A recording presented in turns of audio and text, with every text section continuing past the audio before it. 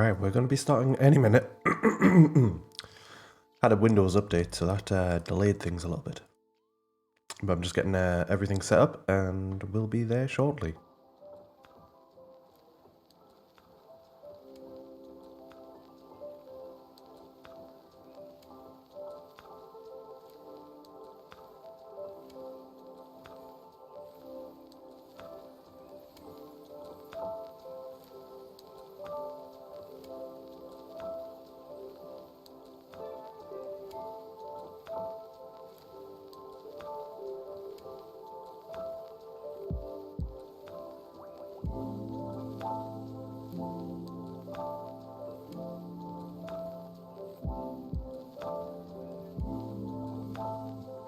Ahoy, ahoy.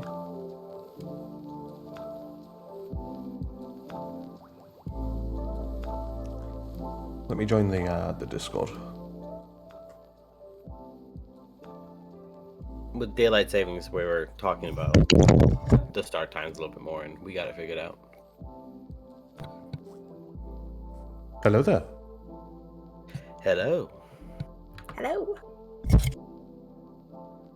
Alright, bear with me a couple of minutes. Apologies for the late start. No worries. Is the game up? Yeah.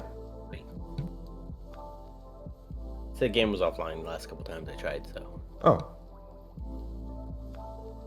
So good, it's up for me. Yep, up now for me too. Same. Oh dear. Don't die. We need you. Yeah. At least for the next couple of hours. I'm hoping for many more sessions after that. I'm glad This is not a someone one said it. deal. Yeah. This isn't promising. I'm just getting a grey screen.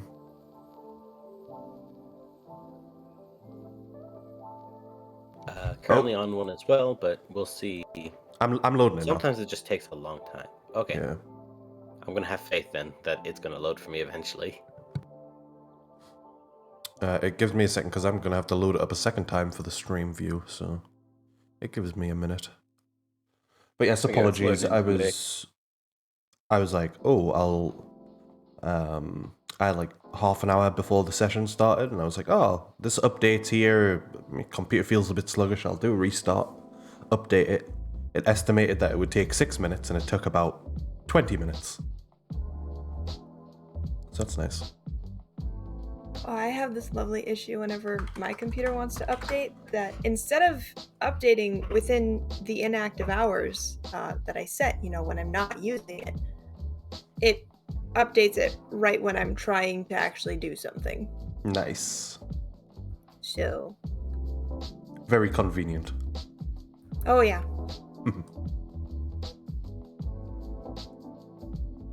There we go. I see things now. Things are happening. Hey. Yep, maps all loaded on my end. Oh.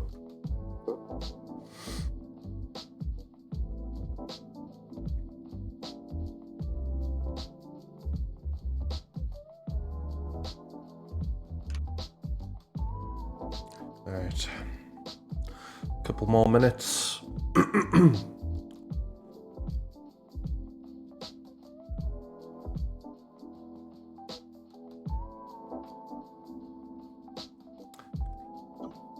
Are you in Athens? Currently still loading. Okay. Hopefully that is not a thing to come. We did test it to clarify. We did test it throughout the week. With Athens. I brought down the quality of the map a little bit, and it seemed like it worked during the test. I just think there's maybe some hiccups occurring right now. No, it just usually takes a little while for me to load, but working now. I'm in. Cool. The map is being a little laggy for me. Yeah, same. I wonder, because I added a little bit of flavor with this fire, this smoke coming from the fire. So let me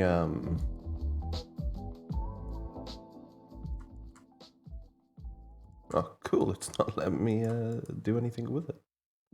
That's really convenient. I like that. Sounds handy.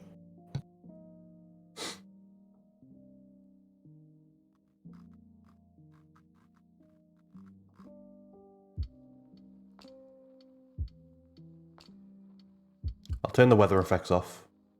It's not needed. That should help a little bit.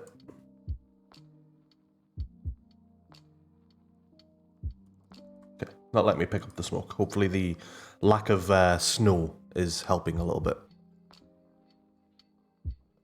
Smoother. Much smoother than it was before, so. Cool. Alrighty, so again, apologies for the late start, but let's, assuming everyone's in, which it looks like everyone is, let's get the ball rolling, so to speak.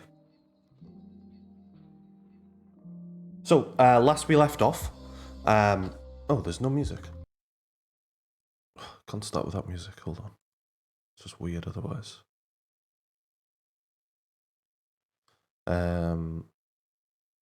Sure, let's go with peaceful pianos.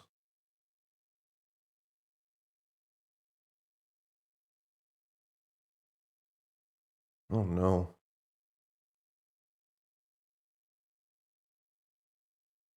Can you guys hear music? Yes. Yes. Yep. Yeah. Oh, Very nice music, in fact. why can't I?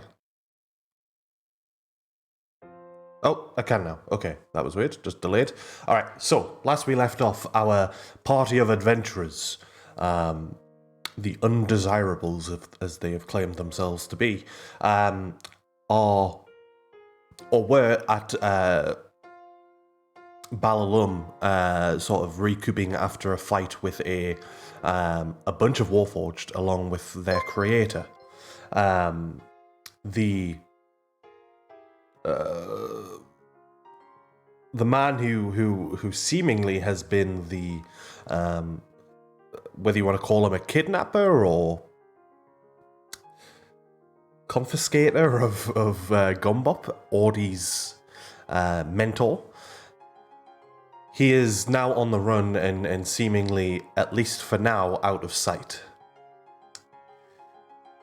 With that said, arriving in Balalum, you decided that there was a few things that the party needed to do to better your chances of, one, finding him, but also accomplishing some other things as well. You spoke to Gart and discussed some things with him, and he offered his services. If there was anything that you needed made, then he would offer. He would do so. But you have your own little duo of creators to a certain extent in the party. So you also visited the Slalig Lord, the Slalig family, who discussed a sort of contract, so to speak, that you had picked up or noticed on the job boards within the city or outside of the city. You found a job for a Frostfang wyvern, a powerful creature of the sort of dragon family. Naturally, being a wyvern, not as intelligent as a dragon, and is probably quite a monstrous being, but nevertheless a threat to the people making journeys from Balalum to Kuldor. You, as I say, spoke to the Lord of the Slalig family and discussed future endeavors, future possibilities, and future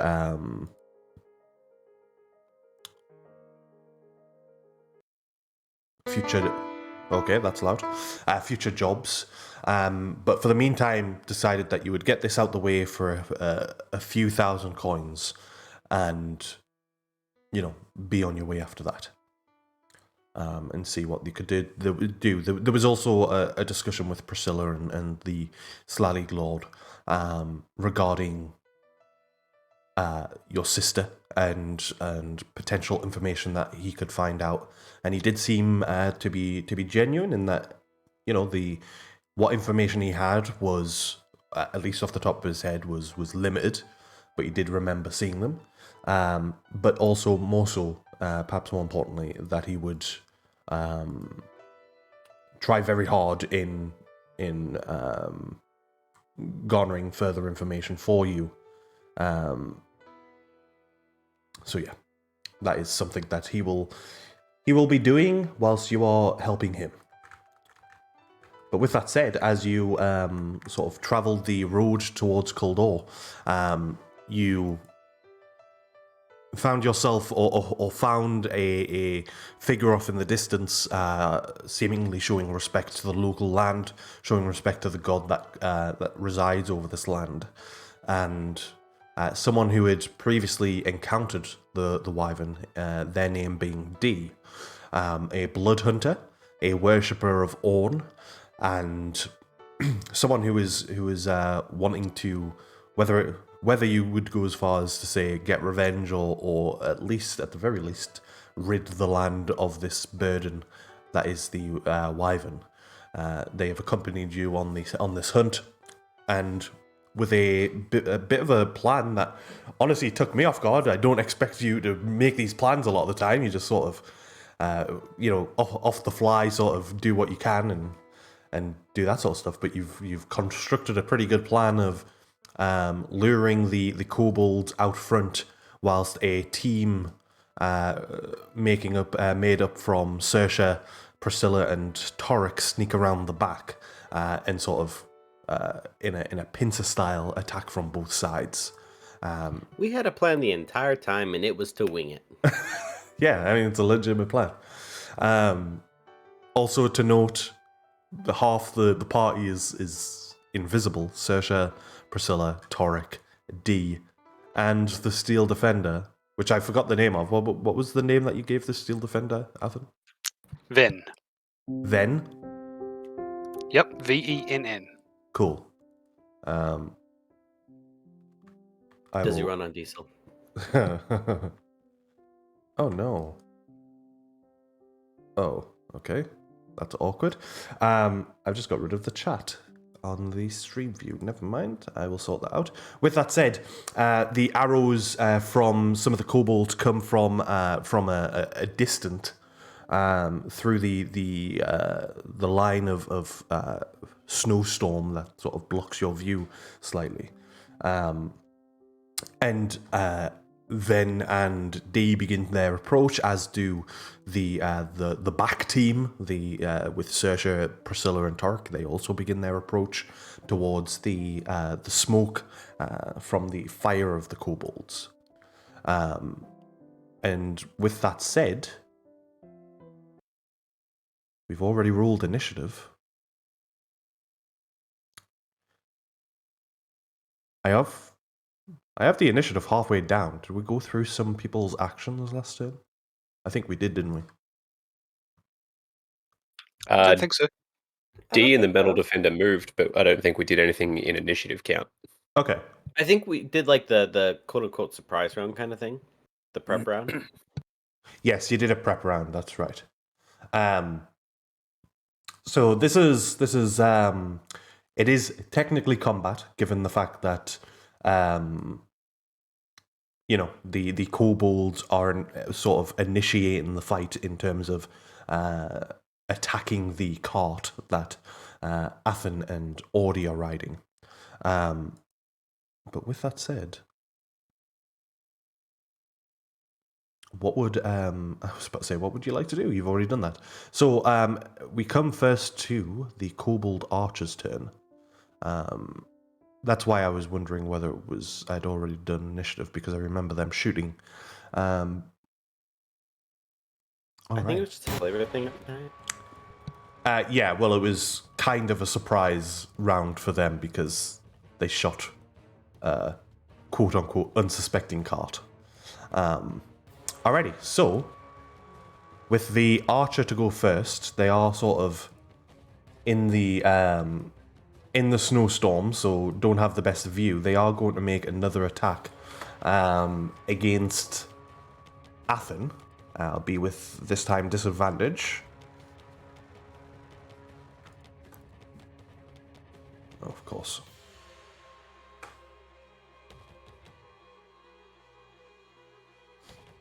That is a 16 to hit you, Athen. That will miss. As another arrow just strikes against the cart, you're able to sort of duck out the way a little bit and begin your movement towards whatever actions you are going to be making. The next archer is going to take another shot against Athen as well, but again with disadvantage. Oh, that's even less. That's going to be an 11. So another arrow strikes against the cart as you make your move. D is next. D will.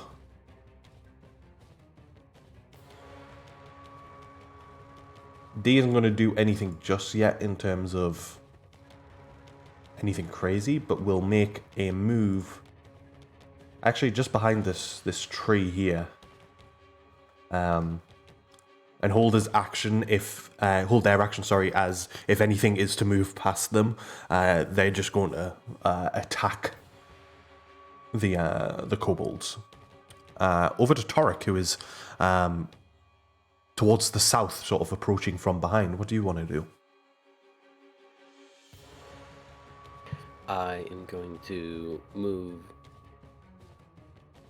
this general direction, mostly diagonal. Okay. As you get to here, you feel the harsh cold surrounding your feet. I should have had this up real quick. Bear with me.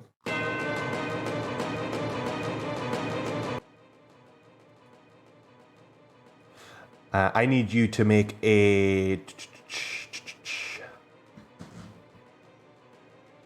Oh, you don't get to make a save. You just are stuck in place. You take 3 points of cold damage.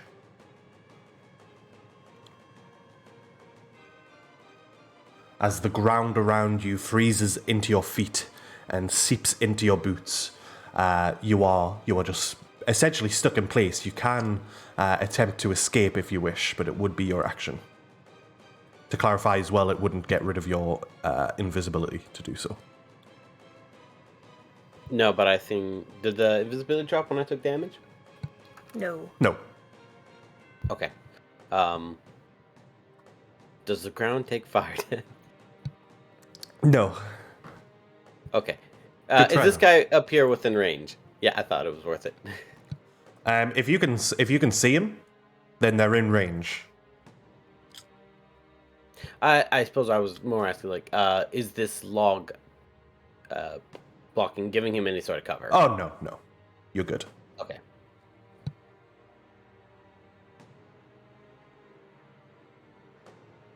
Well, I don't need to move that badly just yet, so I'm going to just immediately take 2 shots at him. Okay. First one with advantage. Whew. Make it count, baby. I'd like to throw a superiority die in there. Yeah, no shit. Yeah, roll an extra 2d8. Yeah, that guy's dead. What was that? I don't know if I needed the extra damage, but I don't get to drop them on didn't. Chris very often. Oh my god, this music. Yeah, you definitely didn't need the extra damage, but it all goes towards killing this guy, so it's all good. Yeah, as you sort of get stuck in place, you sort of take a moment to try and loosen your feet, but you just realize, I've got a bow, I can shoot from here. Take aim, shoot the arrow towards the kobold, striking it in the back of the head, and it just falls limp forward towards the frozen pond there. You still have your second attack as well. Yep, I can see these two on the screen, but do they have cover that would prevent me from hitting them? Yeah, there is a tent in the way. This here is a tent, quite a tall tent as well compared to the kobold size. So you wouldn't really be able to see them. You'd be able to see this guy. Actually, I don't know if you can.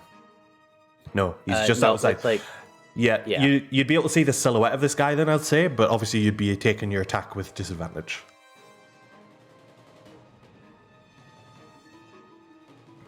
Well, I'll just hang on to that second attack. Not that I'm going to be able to do anything with it. Alrighty. Let me get rid of your invisibility. There we go. And Yep, with that's what that I was trying to do. said, yeah, I have a new system set up, so I can add crazy things. Just for your sake, I'll give you a demonstration. I can add crazy effects to your token now. That's so fucking cool. Oh god. Yeah, that's mirror image. So yeah, I've got some crazy stuff that can happen. Anyways, the Kobold in the camp here, seemingly a spellcaster of sorts. I think we might be able to show one off now, actually. Let's... Actually, no. No, let's not do that. Right. Yeah, they're just going to...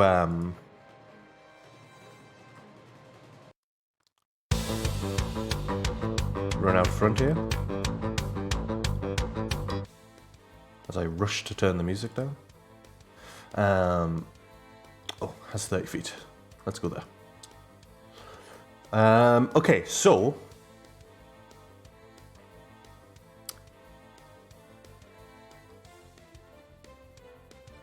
is going to hold both of their hands out towards Athen and the now realized centaur, as this cone of cold is enveloped in the area. I need you both to make Constitution saving throws, please.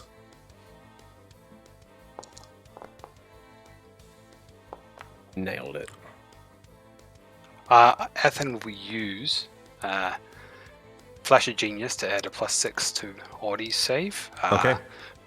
By kicking the cart and then flipping it so it takes out a bunch of the cold that was spraying towards him. Wow. As you do so, that is enough to get Audie a save. So what would have been 34 points of damage is reduced to 17. Nice. As the cone is just spread out towards you. That is basically that kobold's turn. That's concentration check. What are you concentrating on? I can't Haste. remember. Oh, yes. Okay, so that is that kobold's turn. That is over to Priscilla. What do you want to do, Priscilla? I'm gonna move forward. If I can remember how.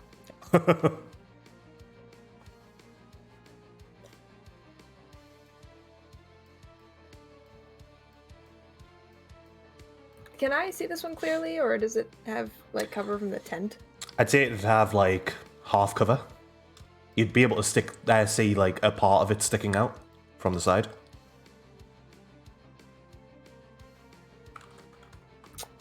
Okay. If you took like a step to the left, you'd be able to thread the needle between the two tents. Like through this little gap here. I already moved my 30 feet, so would that just... Oh, you could have just moved. You could have just moved there instead. It's still within 30 feet, so you could just. As move long as there. that's okay. That's okay. I'll allow it. Yeah, and then I'll fire at the one I pointed at. Alrighty. Eldritch Blast. Eldritch Blast.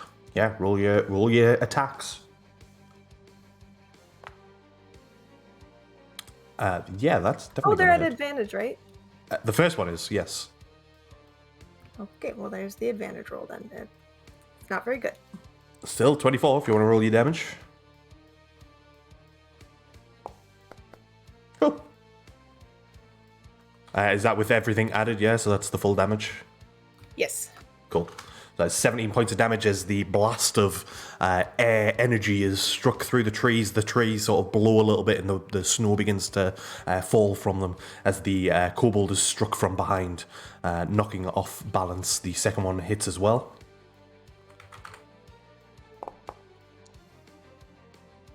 Oh, rip. That's a -4, so just 4 damage. Not as good, but hey, still. Max damage on the other one makes up for it a bit. Yeah, a little bit. And the second one comes through, sort of clips part of the tent, and the tent sort of gets knocked off its anchor a little bit, and once again the kobold struck from behind. Anything else? Still got your bonus action.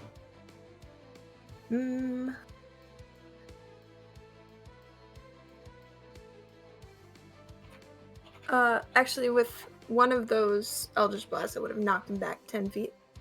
Okay, there we go. As it sort of knocks into the log, sort of does a roll over the log and looks back over towards you with these sort of angry eyes as the realization of a second attack occurs. And that is it. Alrighty. Okay. This guy will make his movement. Is going to pass by D, so we'll get the attack of opportunity with advantage. Oops.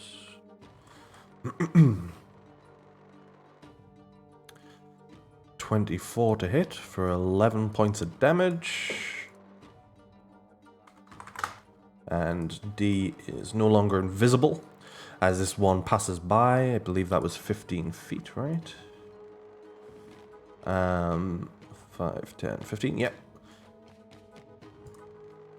As they get up to here, they are going to throw a flask towards, probably not towards the guy who looks like he's already on fire, towards Ori.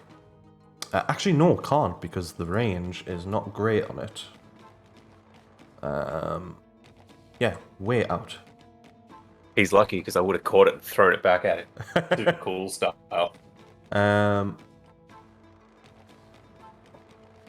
Wow, you're multi-classing the monk too? Oh yeah.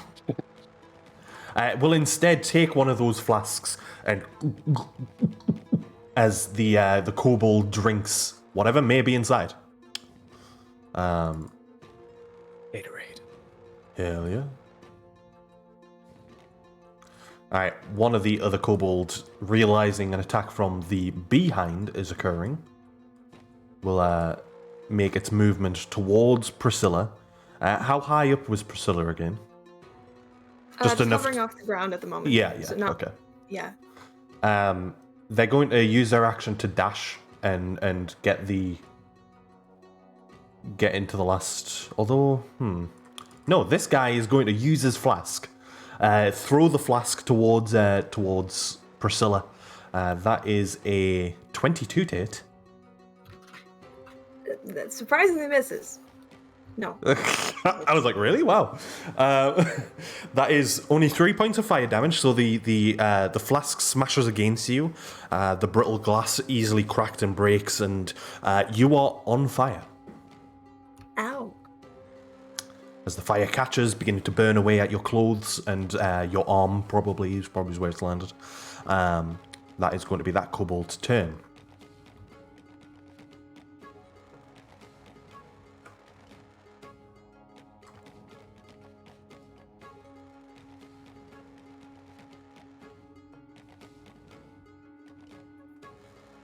That's 1 square, 2 and 4. Torek, you've got pretty good passive perception, right? Not bad, 16. Yeah, so about here, you would see a kobold making its way as it runs from another set of trees. And looks like it was going to be doing a wraparound itself. But has now ran into your group, or at the very least you, and that's about as far as it gets and about as far as it can go.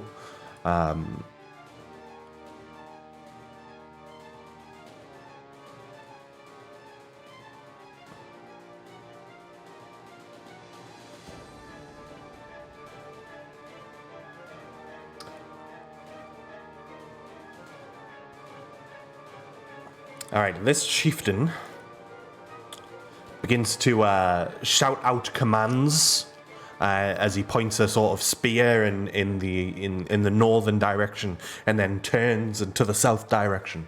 However, he's in a bit of an awkward position. He might just pull out his short sword here, his short bow. Sorry.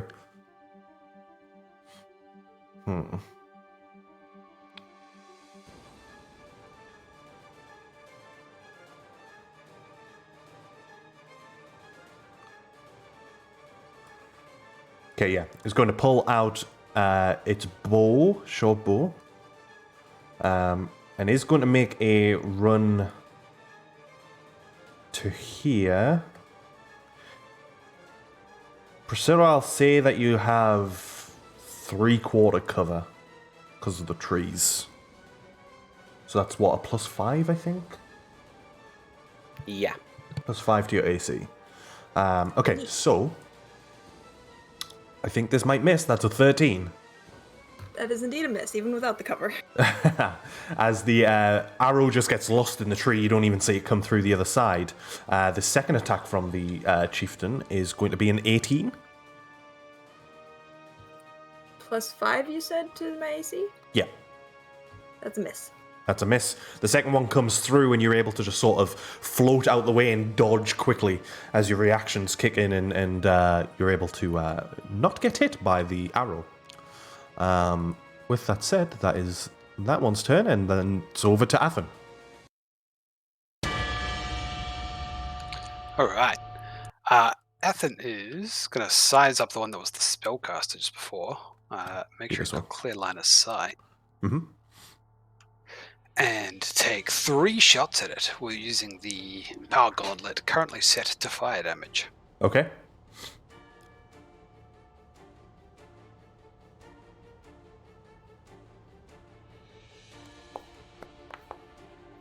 Oh yeah, that's a hit.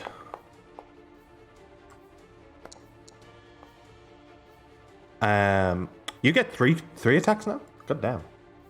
With haste. Haste. Oh, is of course, the yeah, extra. yeah. Sorry. All 3 hit. Very good.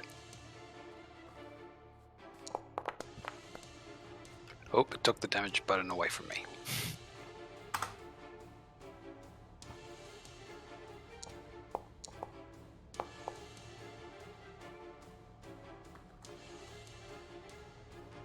Jesus. Holy moly. As the 3 blasts come off, you just strike it once in one shoulder, second in the other shoulder, and then the third one just striking it in its chest as it sort of knocked back and slides back in the snow slightly. Sort of points its staff towards you, but is looking real hurt.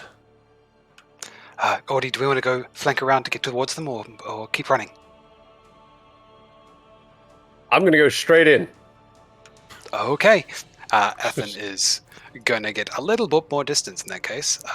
With hasted, so 60 feet of movement right now. Mm-hmm.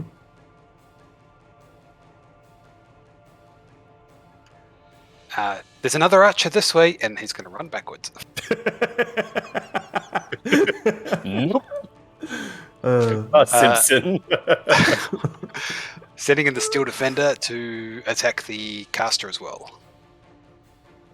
Okay. I'm just lining out your cart, by the way. That's what that blue box is. Oh. But yeah, roll your attack for the Steel Defender with advantage, of course. Oh yeah, I forgot about the advantage. Wow. Yeah, 22 is going to hit. That is force damage. 9 points of force damage as the Steel Defender, sort of in the middle of a bite, just appears out of nowhere, and the Kobold is scared for a moment, frightened, as the Steel Defender takes hold, and yeah, this Kobold is looking bad. That's the end of Athen's turn. Alrighty. I just want to jump in real quick. The module should now be added, so if you hover over tokens, you should be able to see like how hurt they are, an estimated status, so to speak. But with that said, that is over to you, Audie. Ready.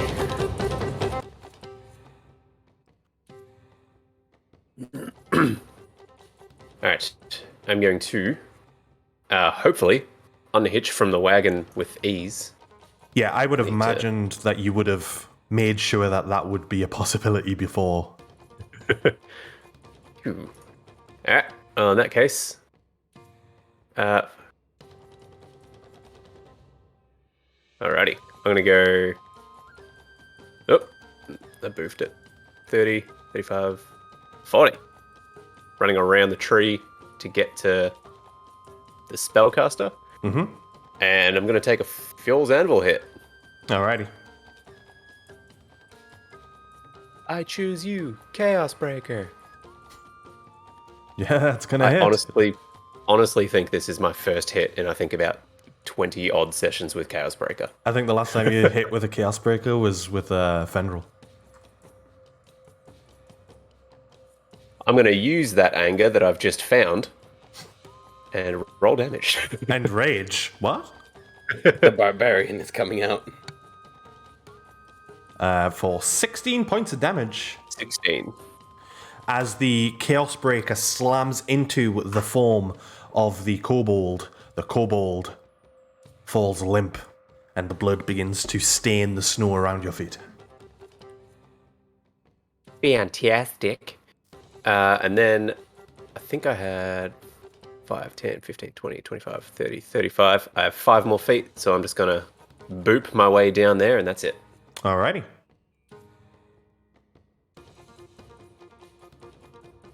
That is over to Saoirse, who's been waiting patiently at the back there. Hello. So first question. Given I don't know what's happening with the shadows. What do you mean? Half the map is black, but I'm fairly certain I'm supposed to be able to see further than that if it's just darkness.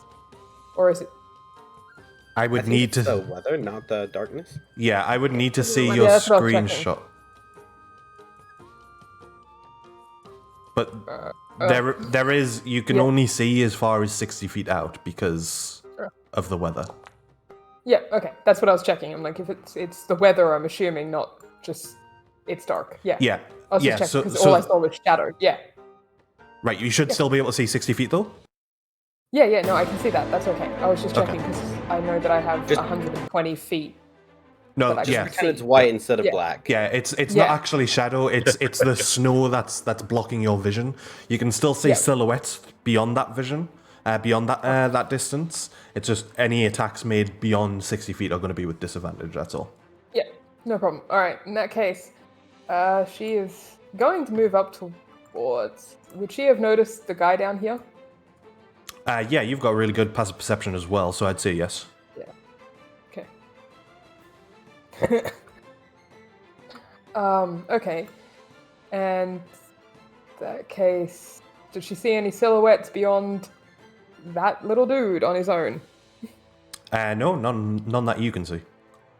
No, that's not my problem then. That's another time. In that case, good luck, Toric. Wish you well. Yeah, she's gonna move up towards Priscilla, who is visible and flying again, which is still awesome and weird. Move to here. And then she's gonna reach out, inspired by her recent visions, and cast Darkness. Nice. Where are you casting it? That's what I'm just checking now, because everyone moved. I'm gonna try and Goes at into least get- darkness. Oh, thank God. Yeah, everyone shifted a bit too much. I'm gonna cast it on... like, here-ish. So it would just miss these two here, Okay. but hit him on the edge. If you cast it straight from your Foundry spellbook, Okay. which it should I've be on never there, cast something like this. and then it'll ask you if you want to place a what's it called? That's how Measurement. you will do that. Yeah, and then you Okay. can just freely place where you want to place it. Cool.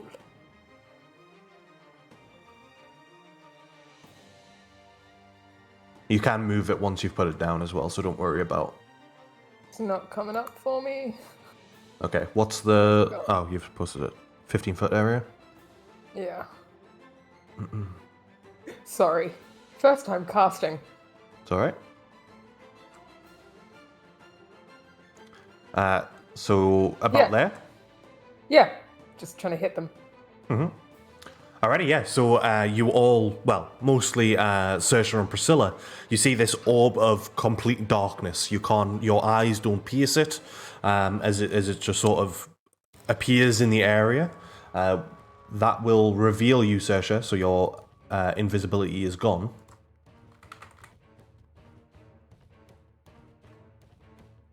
It's the only one that can see me currently now in darkness anyway. Sorry? Not that me being invisible seems to have mattered, since now Well, they can't yeah. see. True. Anything else, Saoirse? Yeah, she's gonna move up into the camp. Take the last few feet and just step right onto the edge of that darkness. Just waiting Okay. to hit something. I just need to double check. Do you have Devil sight. Devil Sight? Yes, Yeah. Cool. yes. So you're able to see freely. I will say there's a tent here, so it's going to be a squeeze getting through the tree and the tent, but you'll be good to go. Okay. You're good. For good measure, she's just gonna hide. Just in case. Just because she can. As a bonus action. There you go.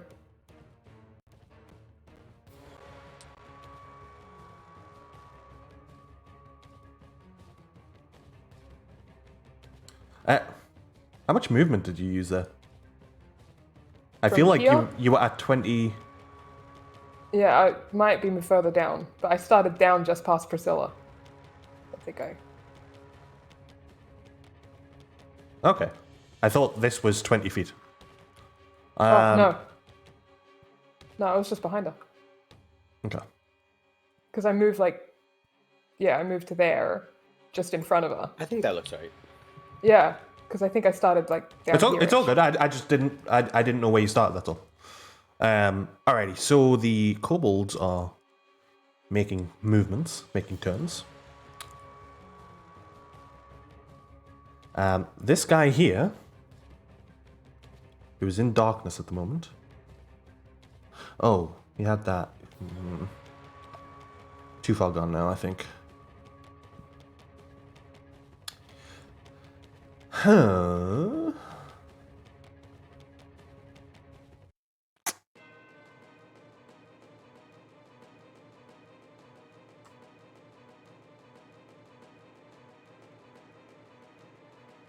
Well, that darkness certainly makes things interesting. Thank you. You're welcome.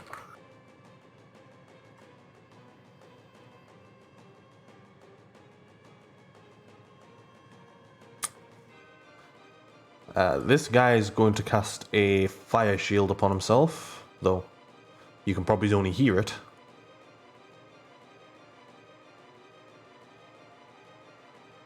And will step out of the darkness, or at least step back from the darkness, which will step him out of the darkness. Probably still unable to see Saoirse because of the radius of it. Will instead... he's used his action, so it's not like there's anything they can do right this second. But we'll look behind and see Audie there. And maybe he's... Man, this darkness. Okay. He's just going to make a run over to here, I think.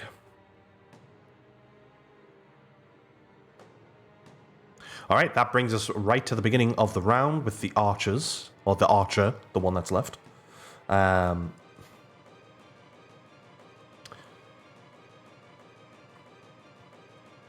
Going to make an attack against Saoirse from the distance. Even with disadvantage, that's a 21 to hit. She's hiding. Oh, of course, yeah, sorry. At a 30. Yeah.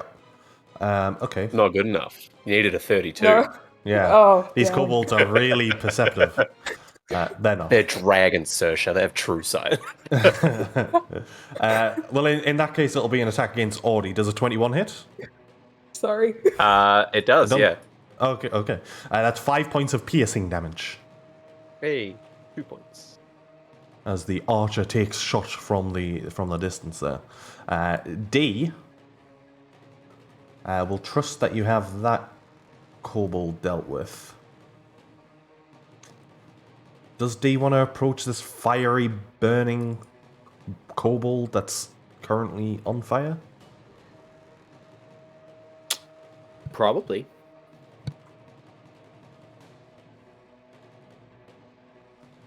No, maybe not. But then there's not many options, so yeah.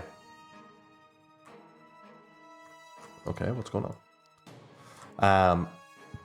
Alright, running around the tree, approaching with their greatsword out. Let me make sure I understand the spell correctly. Yeah. Okay, so D is going to, first of all, bonus action Hex upon the Kobold.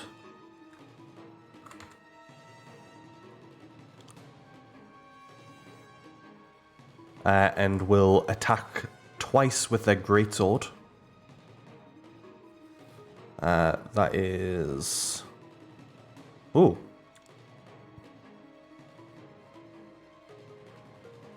That is 21 points of damage on the first attack. Holy shit. Damn. But does take some damage from the attack.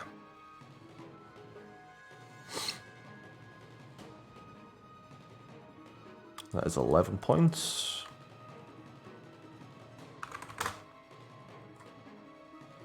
And the second attack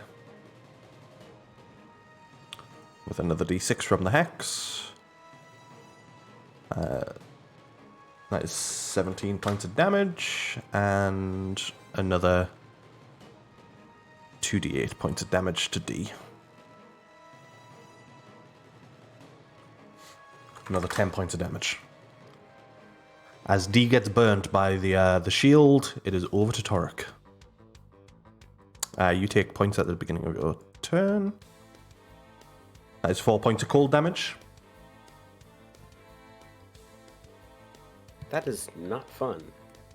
But I have a slightly bigger problem with this gentleman coming from the south, and I'm going to shoot the problem. I think that runs in the family, my friend. 24 to hit. Maybe. Hits. For 12 Just so points of hit damage. 16 does hit. Do they have anything they can do about that? I don't think they do. So, yeah, 16 hits. For another 13 points of damage. The kobold is still alive, but looking real hurt as the two arrows just completely skewer this poor old innocent kobold. You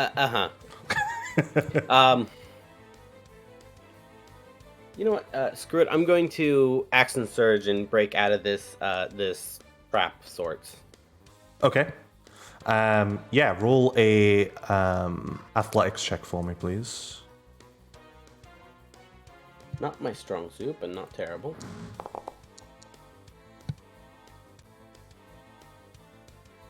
You are still stuck, frozen in place. Okay, that's me. How much damage is the fire damage, by the way? It's 3 points every time. It's 3 points, yeah. Okay. It's not taking damage, but you can see that the warmth of the armor, just the general warmth that it sort of projects, is slowly melting. You're still stuck, but over some time it might release you by itself anyways. Sounds good. Alrighty, that kobold is dead. It is over to Priscilla. You are blocked in terms of what's in front of you by complete darkness. What do you want to do? I'm gonna go 10 feet up. And over these trees towards where I last saw Torek. Okay. When you get here, you are stuck in place. At 10 feet in the air? You make your extra 5 feet because you are not stuck in the air. Pillars of ice just shoot up to my feet. Well, I mean, it's not the craziest thing. Don't give him ideas. Yeah. And I will fire an Eldritch Blast towards the one kobold I can see. Alrighty.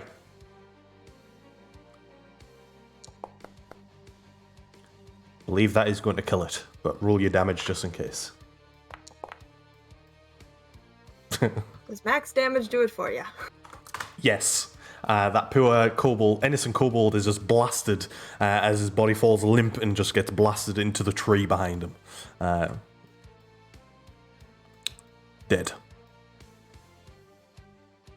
And then, can I tell that Torek is stuck? Yes. Do you need a hand? Wouldn't hurt. I'm gonna use my bonus action to do a telekinetic shove on Torek. Okay. Roll a charisma check for me. You remove him from his ankle.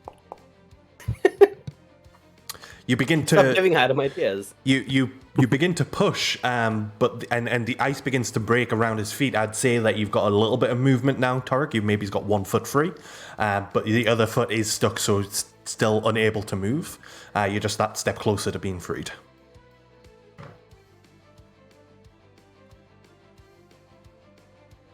It's a high DC, I'm afraid. All good. Things are still dying. I'm happy. Yeah. Anything else, Priscilla? That's it for me.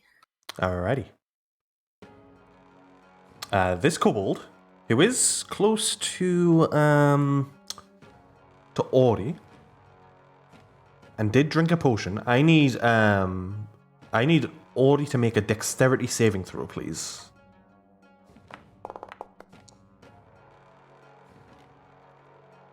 That is a save. Take half damage as the kobold just sprays this fire towards you. What would have been 14 points of fire damage is reduced to 7. He's then reduced to 3. Huzzah.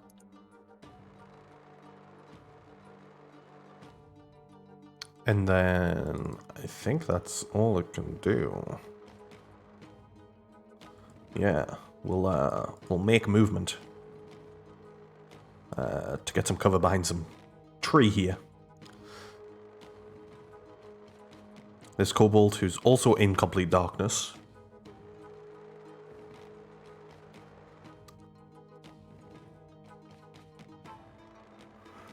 Okay, is going to... I rolled to see what direction it would go in. And is going to try to travel north, hit a tent. I'm saying this is all half movement as well, just for ease. Okay. It's moving straight towards Saoirse, but like bumps into the tree and isn't having a good time. That's 20 feet of movement, has one more step and moves down. Wow, this kobold is dumb. Okay, so that I is just like the idea of Saoirse watching all of this, like it's the Three Stooges. Like, keep going, keep going. yeah. So just found a new sixth satisfaction. And Yes.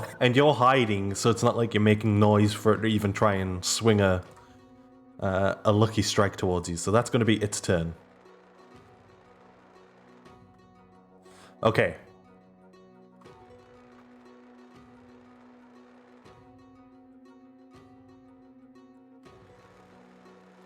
Athen, you would see a kobold coming from the side here, who's probably going to take aim at you, to be honest, with their short bow.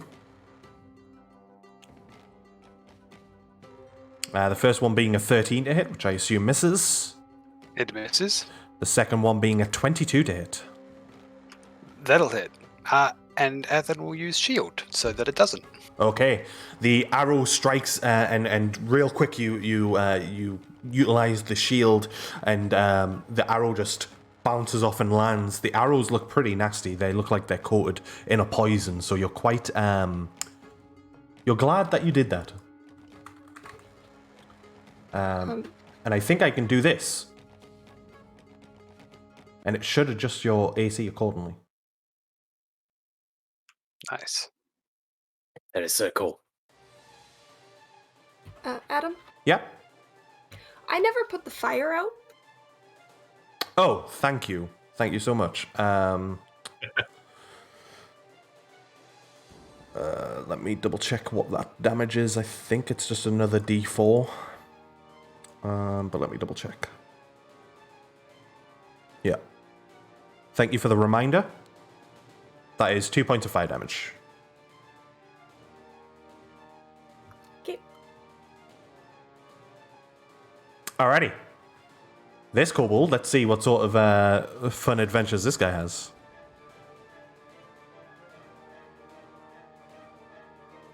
Okay. This little fella gets out of the darkness.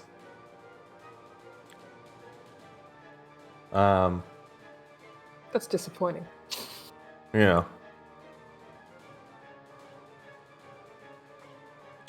Can't really see much though. 5, 10, got 20 feet left. Gonna take a shot at Torek. Will have half cover.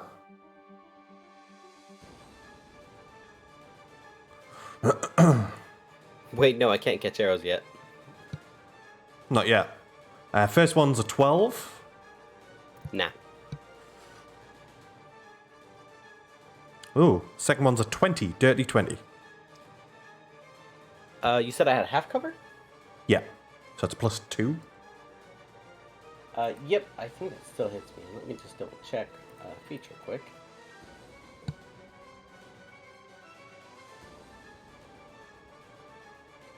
No, I can't do anything about range attack at the moment, so yeah, that's gonna hit. Okay, that is 7 points of piercing.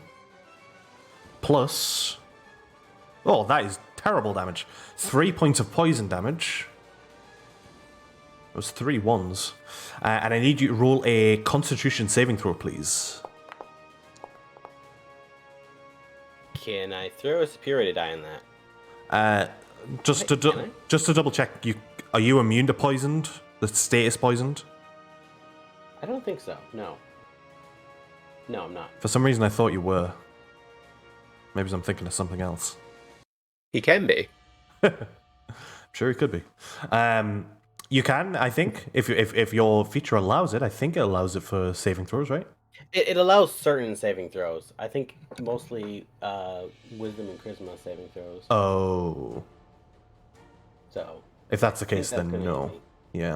Yeah. So you are poisoned.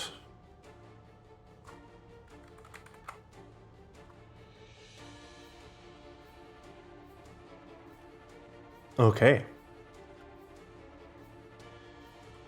With that said, that is that one's turn. It is over to Athen. Okay, Ethan is gonna move down a little bit and take shots at the guy who shot at him. Alrighty.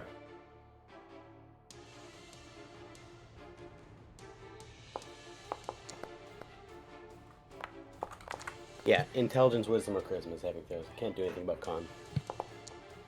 Cool. All 3 hit. Let me just double check something.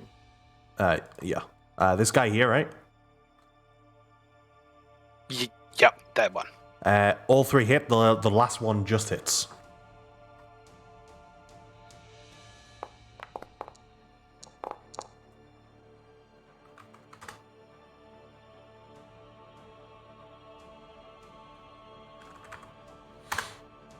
Alright, as the 3 blasts strike against the kobold, still alive, but certainly looking injured as the kobold begins to lose balance, but takes aim towards your almost blurry form as you move quite quickly. I'm gonna pump an arcane jolt as well into that new feature.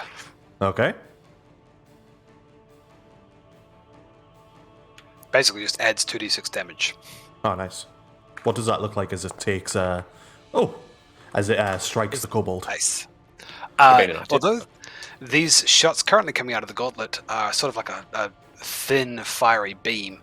Around it, on the last shot, you see that there's sort of like a spark that comes off the gauntlet, and so the beam's always got like a little electricity sparks coming off it as it slams into it. Nice. Nasty. Anything else? You've still got plenty of movement left. Yeah, I'm gonna run away from him. I respect it.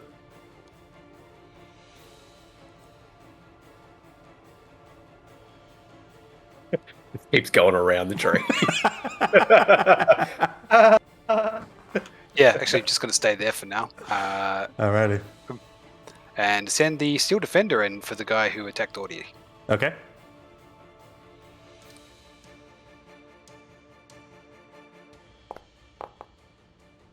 That one is a miss, as the Kobold is able to deftly dodge out the way. That's unfortunate, but that'll be the end of my turn. Alrighty, that is over to Ori. What a shout. You doing okay over there? I just look over and just watch him decimate. It's fine. And as this kobold is for sure distracted with Ven, I'm going to come around the corner and just try and Chaos Breaker him to the tree. Alright. 16. 16 hits. Hey. 18. And you do indeed paint the tree red as the Chaos Breaker slams into the Kobold, which then, by extension, slams into the tree. Oops. Take the Chaos Breaker out and just sort of wipe it off a little bit. And I'll, how much movement has I got? 5, 10, 15, 20. That was 20. So I think it tells me right there. Yeah, I was going to say, I think the new drag system, it'll tell you when you're moving beyond your allowed speed. So if you go another square, it'll turn yellow. Oh, yep, that means you're dashing. It'll be yellow. Yeah. So Awesome. Sweet. Actually, I do not want to group with Athens, so I'm gonna you can't go. move. Whoop. Sorry. Yep, back to where I was. 40. Cool. Alrighty. That's me. What's over there, Athens? There was an archer, but that's about all I could see. That's me. I like the image of Athen just even talking in fast motion. Fast forward. Over to you, Sasha. Obviously, you have this kobold that is right in front of you, has no idea that you're there, but you can see them freely. And then you can also see through the darkness, so you can see D fighting off against one of the other kobolds. And you see the one to the south down here, which is also making a run and taking aim towards Tark. She's gonna eye up that one in the distance, like, you're next, but this one right next to her after, as amusing it was to watch him wander around in the darkness, she's just gonna stab him right as he's next to it. Just stab at him. Yeah, roll your attack. Is this with your scimitar? Yep. Alright, roll your attack. It would be with advantage if you want to roll again, just in case you hit that natural 20. Yeah. Come on, roll. You didn't, but you still hit, so that's fine. That is... Oh, let me... I'll subtract the 15, but let me double check the... Okay, cool. Yeah, they take the full brunt of the damage as the scimitar strikes into the kobold form, sort of not falling back, but certainly you see the fear envelop its face as it looks off into the distance, just sort of gazing through you. Anything else you wanted to do? Yep. Hit him again. Yep. With advantage again. Sorry, I should have said. Oh, yeah. Okay, yep. New mechanics. Learning. Yeah, darkness. It basically makes them blind, so... what was that? Advantage all time. 21 to hit for 11 points of damage as the second attack comes in. This kobold is looking rough as it falls to one knee and sort of holds onto the tree to pull itself back up. Yeah, it's looking bad.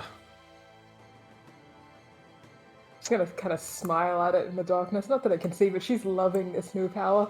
And then, using her other ability, it the one that D is fighting off is going to take a few points of damage itself. If I can find the spell. There it is. Alrighty. Over the Just grave. just for clarity, the second attack wouldn't have been 11 points of damage. Oh, sorry. Because of the sneak attack. You can only apply sneak attack once a round. Yep. Or once a turn, sorry. That is 6 points of necrotic damage to the one that D's fighting off against. Starting to look rough through there. But it's still alive. Anything else on your turn? It's going to move a bit further into the darkness behind it. Just kind of casually stroll past this now bleeding out Kobold. Fair. I'm quite happy here. It will get an attack of opportunity against you, but it will be with disadvantage. I will take my bonus action to disengage. Okay. Sorry, I need to say that beforehand. I need to remember that I can do that if I'm walking into darkness. Yes. It's all good. I do not need to hide when I'm in darkness. You just sort of slip through the kobold, still looking off in the same direction, though sort of maybe he's a second behind you as you already passed it. It sort of looks and turns, but is completely blind to everything that's going on. All right, this guy back here. This is a mess for the kobolds. Will make its way up here. Athen and Audi, you would see another kobold coming from this direction over here. And is going to make a...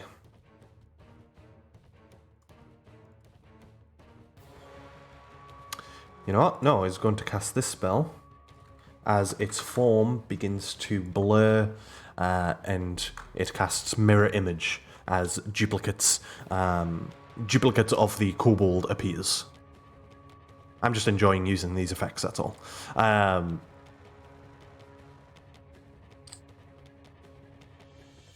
So, this guy against D. Well, first of all, Misty Step. Can't quite get there. Is going to move here first and then Misty Step. Hello? Oh, right, yeah. Misty Step is 30 feet, so let me... Yeah, cool. So can teleport away from D as it appears behind the log on slightly higher ground as well, so a little bit more difficult to hit from where it is now. Will use its action. What is the range of this? It's going to fire off a firebolt towards D. That is going to be a 12, which is going to miss D as the firebolt just strikes into the camp behind them. That is that kobold's turn. That is right to the beginning of the round to the archer, who's seeing a couple of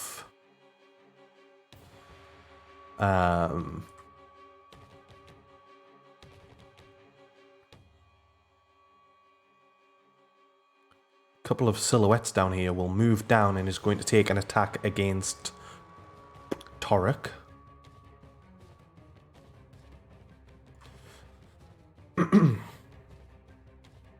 That is a 22 to hit you, Torek. Yep. And that is 9 points of piercing damage as the arrow strikes you in the shoulder. That is that kobold's turn, and that's its full movement as well. It's over to D.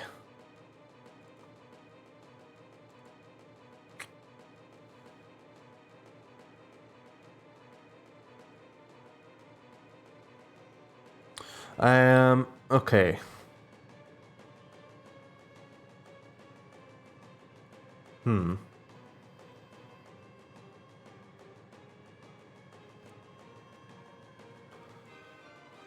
D will make efforts to approach this kobold. That is going to be their full movement, half speed to get up the hill there, and that's basically going to be D. Don't want to do that.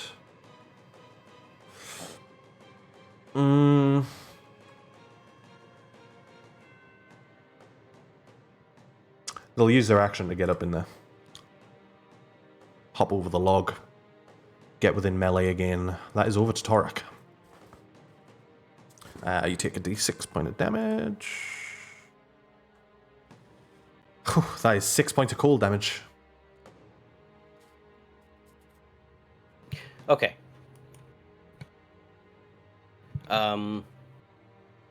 Is it melted enough where I can step out of it yet, or not yet?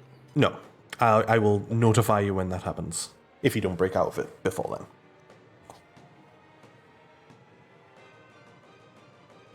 Okay, I am going to, for now, take 2 shots at this archer who has more of a direct shot at me.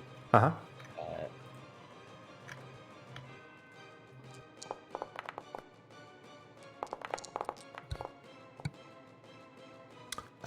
Both hit. That is 17 points. That is shocking. That is 17 points as the kobold falls limp once again to the ground. First one taken care of. I can barely hit normally, and I was expecting both these disadvantaged ones to miss. It's because you're not using your whip. Yeah, there you go. I'm going to quickly bonus action to second win. Alrighty, roll your healing. Nice. Nice. Alrighty. Priscilla. Can I see this guy clearly through the trees? I would say from there you'd be attacking with them having half cover, much like their attack had on Torek. So Even 10 feet up? yeah. Okay. Well, as a bonus action, I'm going to try and give Torek another shove out of the ice. Alrighty, roll another charisma check for me.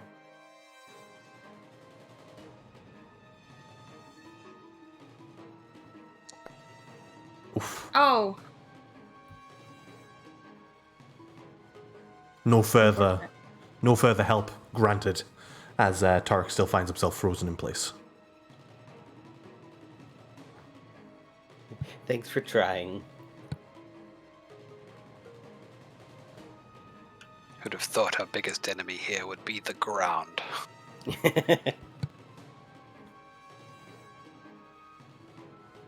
okay.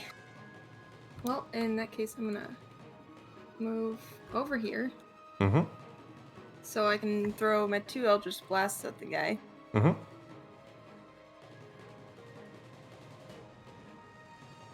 As soon as I remember how to navigate D&D Beyond.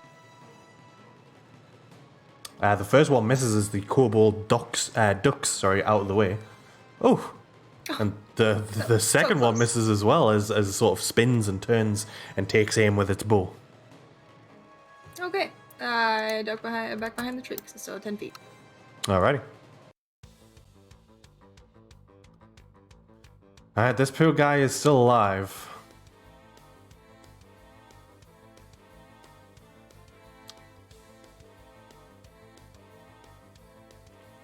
Is going to step out of the darkness.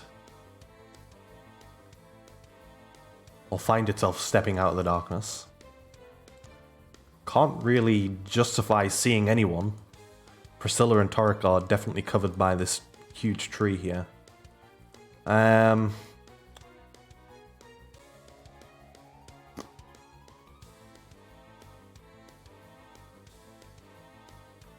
Just gonna make a run for it, I think.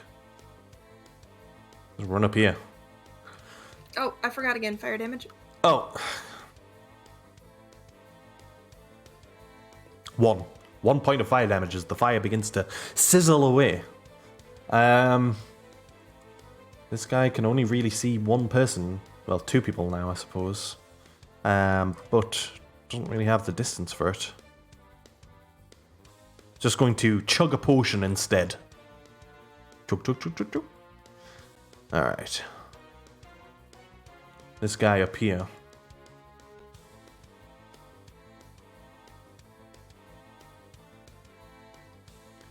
Make its full movement as it runs towards seeing Audi. Athen basically fully covered behind the tree there. Is going to take 2 shots against Audi. First one being a 19 to hit. Yes. Second one is lower, so the 2 arrows fly wayward as they miss their target. This guy up down here.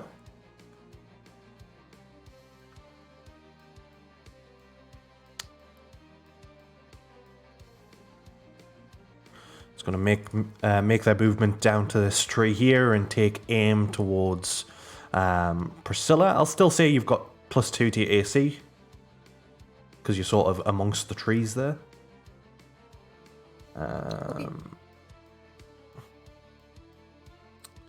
That is a 9, so that's going to miss. And then the second attack is a 16 to hit. Just hits. Just hits. That is, I'm going to need a Constitution saving throw from you, but that is 6 points of piercing,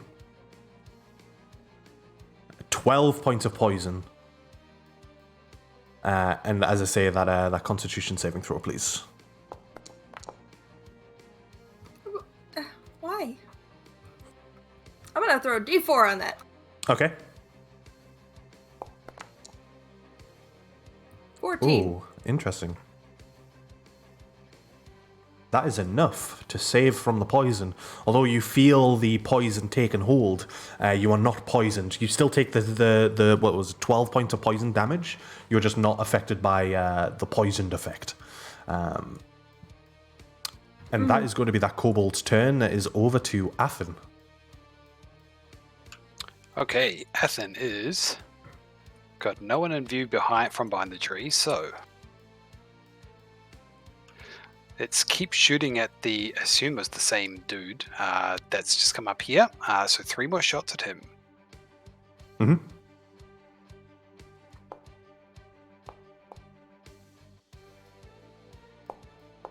Is this the top guy? Like this one here? Yeah. Yeah. Oh my Ooh, god. those are some bad rolls. All 3 miss. Oh boy, this is not as easy as it looks. Steel Defender, go! Just for flavor, as actually, what is the movement speed of a Steel Defender? Because I'm just noticing the color and change there. I thought it was 40 feet. It should be 40 feet, yeah. Okay, It's I fine. can It's correct that. 55 away anyway. Just for flavor, as you step out from the tree, maybe you're moving too fast. As you fire off the 3 blasts, you slip slightly on the snow, and obviously the Steel Defender charges towards the kobold. So it's a bonus action to make it dash, because it couldn't get there otherwise, and then Athen will keep retreating. Okay. I mean, why not? That's his turn. Alrighty, Audie. I'm going to see Athens slip on the ice, and I'm going to be incredibly careful by running straight past it. 5, 10, 15, 20, 30. Well, yeah, the thingy. Going to run around to get there. And I'm going to reach a Chaos Breaker to the front of my shield, grind it across the Arcanium stone that's there, hold it up to the sky. I'm going to start channeling some of the blizzard that is around me, and then I'm going to make that blizzard shoot in a 100-foot line towards these guys.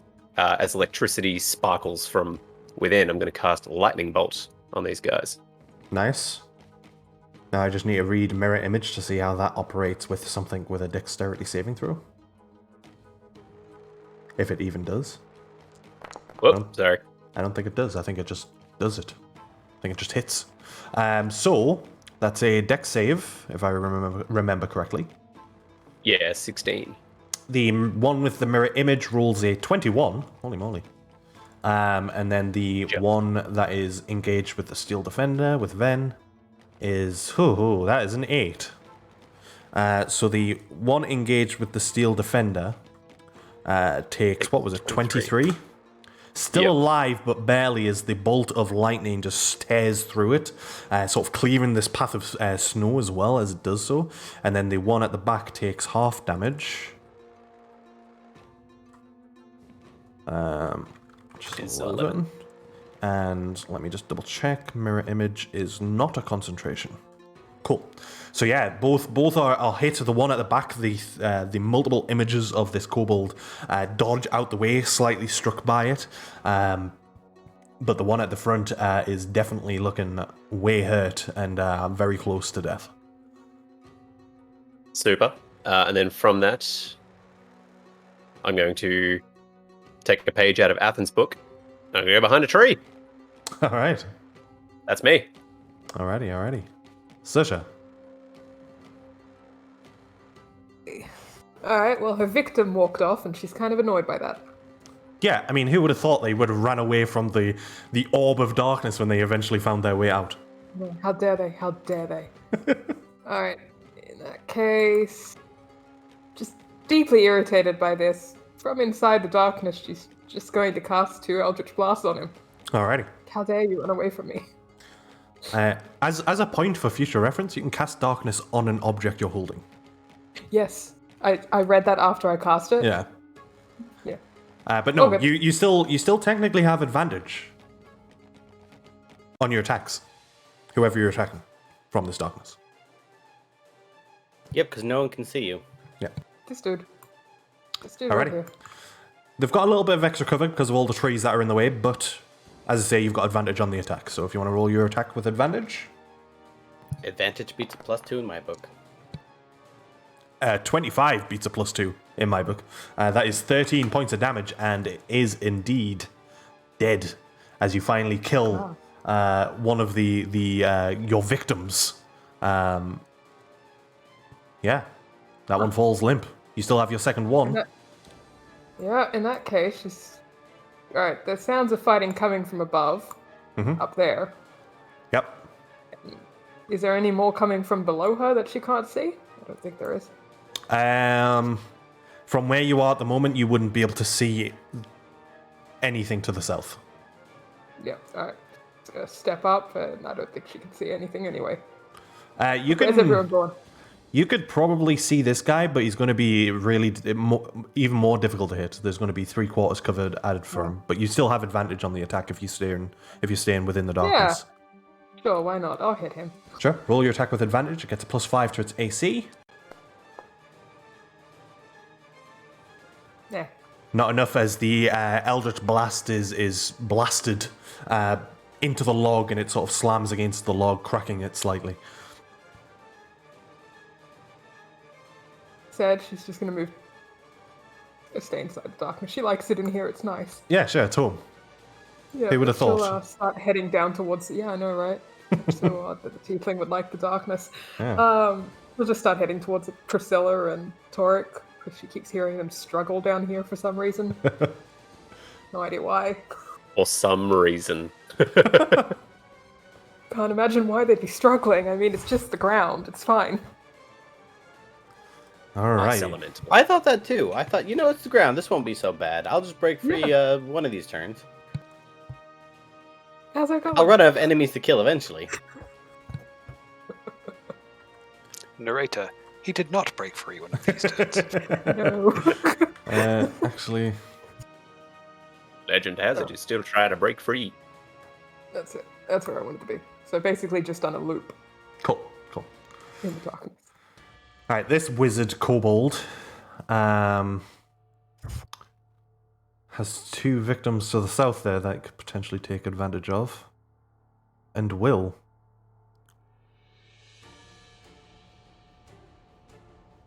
Oh.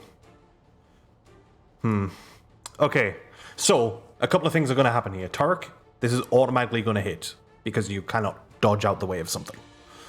Priscilla, you get to roll a dexterity saving throw. Is it casting a spell? Yes. Counterspell. Okay. What level are you casting Counterspell? 5th, because it's all I got. Fair enough. Damn You can't warlocks. choose. Yeah. In that case, as the kobold begins to conjure a mote of fire in its hand and is about to flick it off, what does Priscilla do? She just shoots a hand out towards the kobold, and a gust of wind blasts and just interrupts its spellcasting. All right, as it sort of does so, the mote of fire is almost sort of blown off its hand, and it just sort of watches it as it just dissipates in the wind. Anger on the face of the kobold, and that is going to be its turn.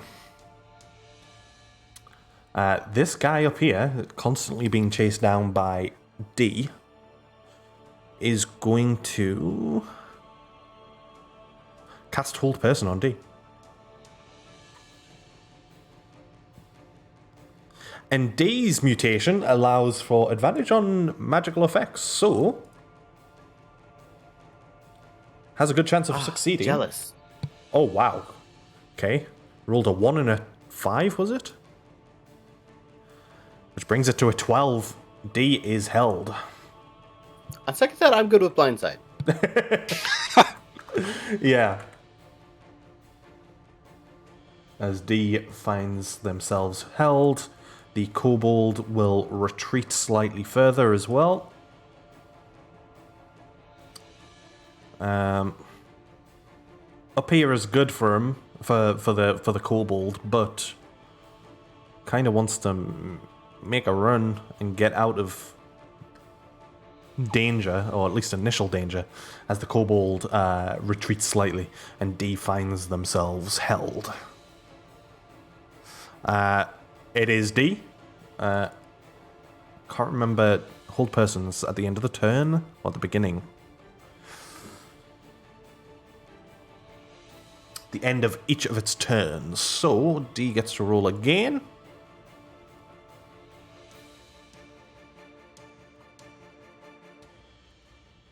Come on, D. There's the natural 20. Alright, so D is no longer held. But that is D's turn. Nothing can be done about that. Over to you, Tark. You take 1 point of cool damage.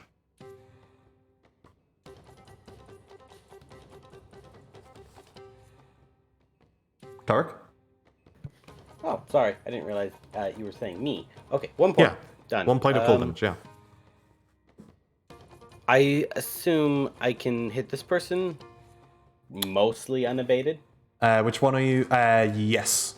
One at the south, yes. Yeah, So, you're good. No cover, but still poison. Look, I don't feel so good.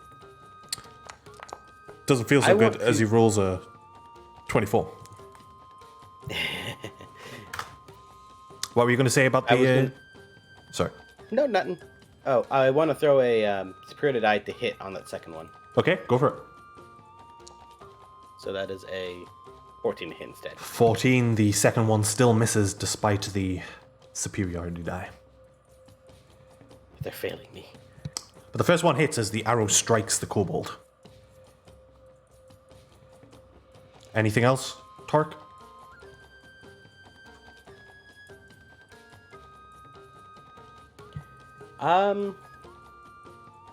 No, I don't have any other bonus actions that would be particularly helpful right now. So that's it for Alrighty. me. Priscilla. Having noted what the wizard was just trying to do, I'm gonna... You take 4 points of fire damage. Okay, I'm still gonna move over here. Fair. Around the tree. Well, like, back one.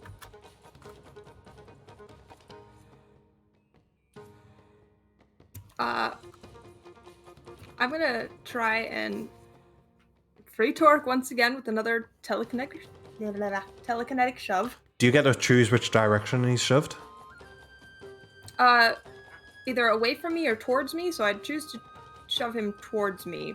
Okay. Towards the tree, because maybe he can climb it. I don't know. Fair. Yeah, roll a charisma check for me, please. With disadvantage on ability checks, I have a feeling I'd climb, fall, and break my neck. Okay. I hate to be this person. Tark, you are freed as you are pulled towards Priscilla. And you are trapped and captured again as the freeze grabs you as you are pulled into more of the powerful ice. God dang it. Apologies. It doesn't at least do initial damage, right? Oh, well, actually, that's a good point. Let me double check something. I think you take damage as soon as you get frozen.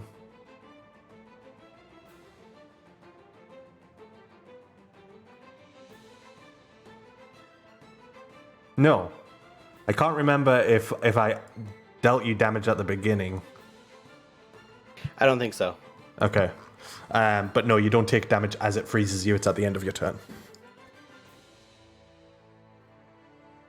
Okay, well, that was my bonus action, so action is 2 Eldritch Blasts at this guy to the south. Alrighty. Yeah, roll your attacks. Yeah, that hits. Oh. These max God damn. damages today. Holy crap.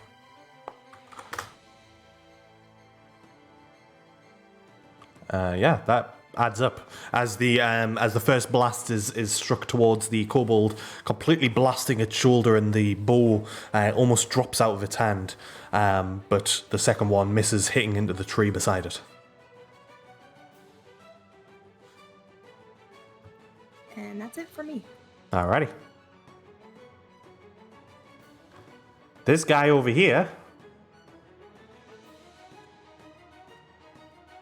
is going to make its attack against the steel defender. First one being a miss for a 7 to hit. That will miss, yep. That is a 22 to hit on the second one. That will hit. Okay, is the steel defender immune to poison? I'm just looking that up now. I think it is. Whoops. Damage immunity is poisoned, condition immunity is poisoned.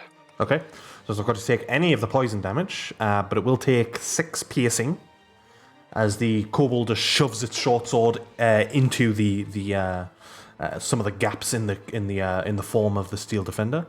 Don't really want the kobold here. I don't think there's much that I can do.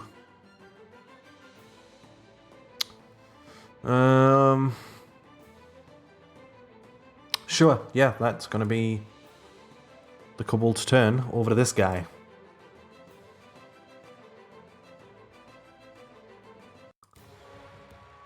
Is just going to continue taking some attacks against Priscilla in hopes that she becomes poisoned. The first one's going to be a 10 to hit. The second one is a 16 to hit. That hits. That is 6 points of piercing, 9 points of poison, and I need you to roll a con save, please. That is way more than you need to save, as the poisoned effect is once again brushed off, and the kobold is going to continue running southward. Sort of using the trees as best as it can. That's 15 feet. Let me think about this.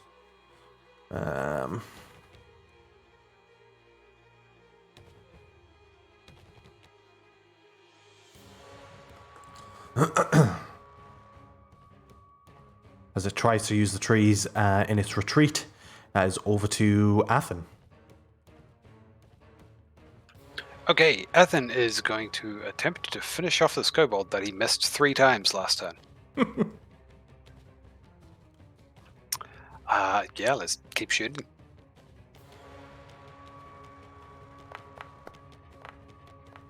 Oh, yeah. Just roll your damage for that one. There we go.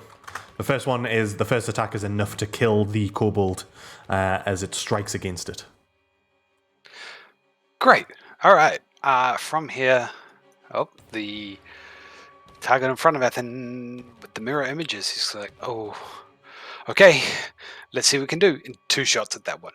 All right, so we'll take you 29. So if you just bear with me one moment, because I'll need to roll a d20 for the mirror image. Go for it.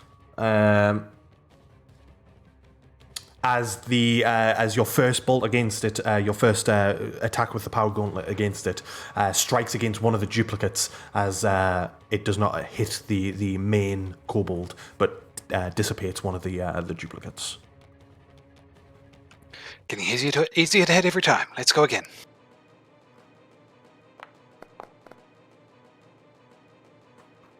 What is that? 20? 20 hits. And it hits it. It hits the actual kobold. So if you want to roll your damage as the power gauntlet strikes against the form, the mirror images all recoil in pain as the main one is hit. And that is 14 points of fire damage, right? Yep, fire damage. And as the gem on the gauntlet charges up again, there's 8 extra arcane jolt damage in there. Nice, yeah. Anything else on your turn, Nathan? The Steel Defender will also charge at the wizard, Kobold, Quizzard, and attempt to knock it prone. Can it do that? Yeah, it could use the action to How's that I gonna guess work? shove and Yeah. I'm gonna give it advantage on its save against the Steel Defender with the mirror image. okay. So if you Steel want to Defender's- roll athletics check.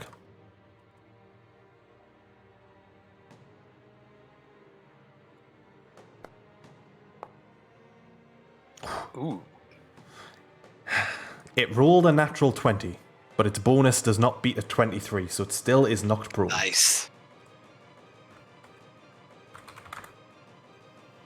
And We the saw Steel that roll, by the Defender- way. We saw that roll from the kobold, by the way. Just letting you know if it was meant to be secret. I revealed it. I purposely cool. revealed it. Wait, Ah, yeah, sorry. When a nat 20 still isn't good enough, Yeah. it hurts. the Ven will just stand over the wizard's face, or what it thinks it's its face. Just keep moving around. Kind of looks like a cat chasing a laser, just all over the top of it. All right. Any more movement, Nathan? Yes, Ethan will see if he can get some vision on the others.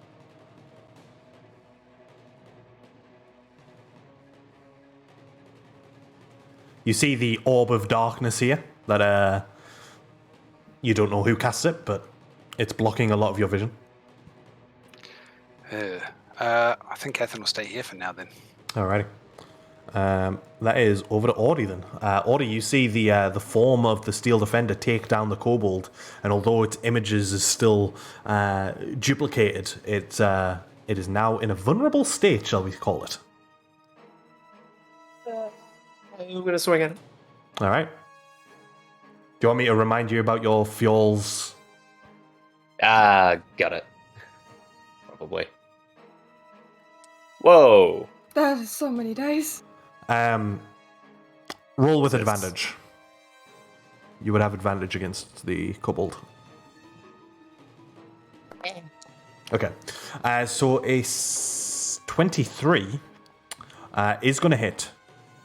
So let me roll a d20 again.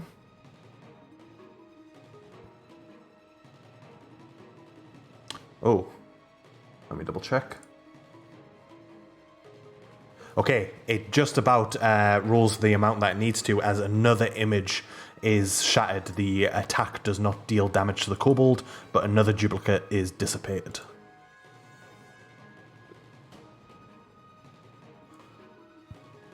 That's me. Alrighty. That is over to Saoirse. Still finds herself in the darkness. Just watching Audie make a duplicate disappear and everyone's starting to come down here. She figures she'll help out and just kind of enjoy her time in this lovely little shroud of darkness and try and hit it with some Eldritch Blast. That Alrighty. occasionally works. It is prone, but you are in darkness, so it's just a straight roll. No advantage, no disadvantage. Yeah. 21 will hit, so let me roll a d20. The last one.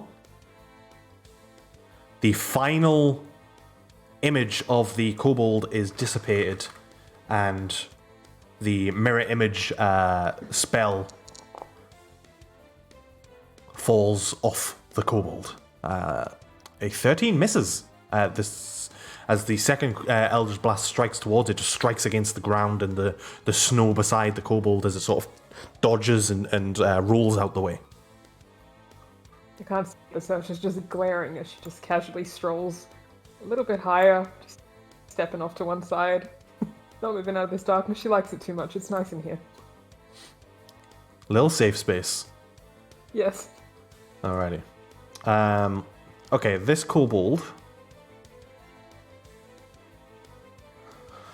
Oh man.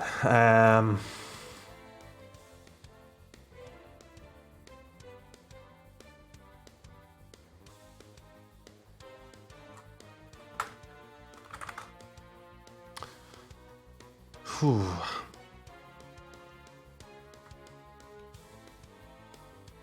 Yeah, he's going to go for it. The kobold is going to cast a spell, and as it does so,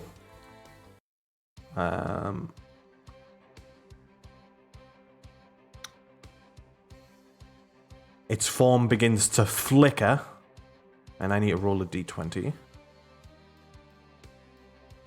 That is shit. Nothing happens. You look. The kobold is still there, awkwardly just standing there. Hello. Yeah.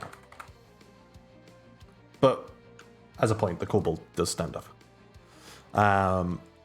This kobold, who's way over here,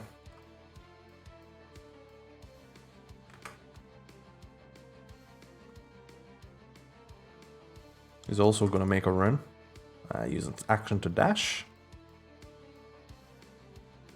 And that brings us to the beginning of the round with D.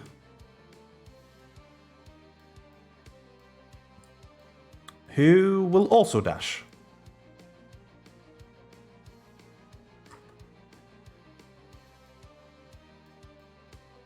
And that is over to Tarek.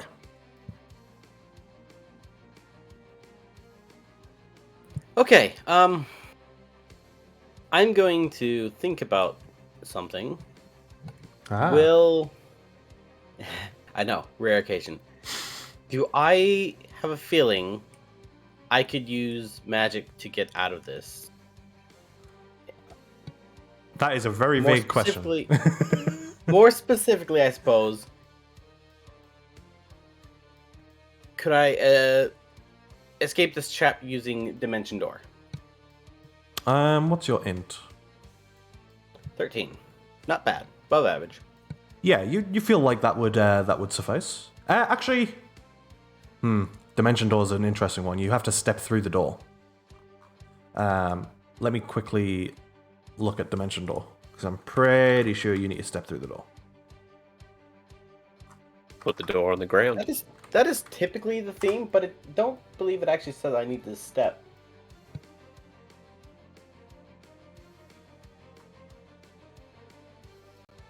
Or at least through a cloak, it might be different, a little bit different than the spell. You teleport from your current location.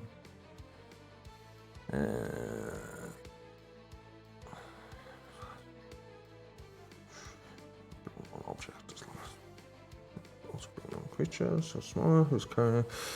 Yeah, I'll see ya. Especially with the cloak. Okay, I will grab the edge of my cloak, and I'm going to warp over this direction, ideally as right next to where I think Ordodon and Athen would be about. Yeah, Athen, you can't see Athen at all. You can see the silhouette of Audi. Audi has a very distinguishable silhouette, and Audi is just here. Right behind him. Thank you. So yeah, you can move your token to where you want to, basically.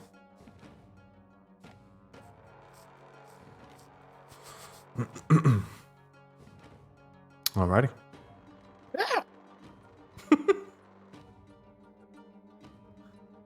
Hey, sorry, just getting out of a situation.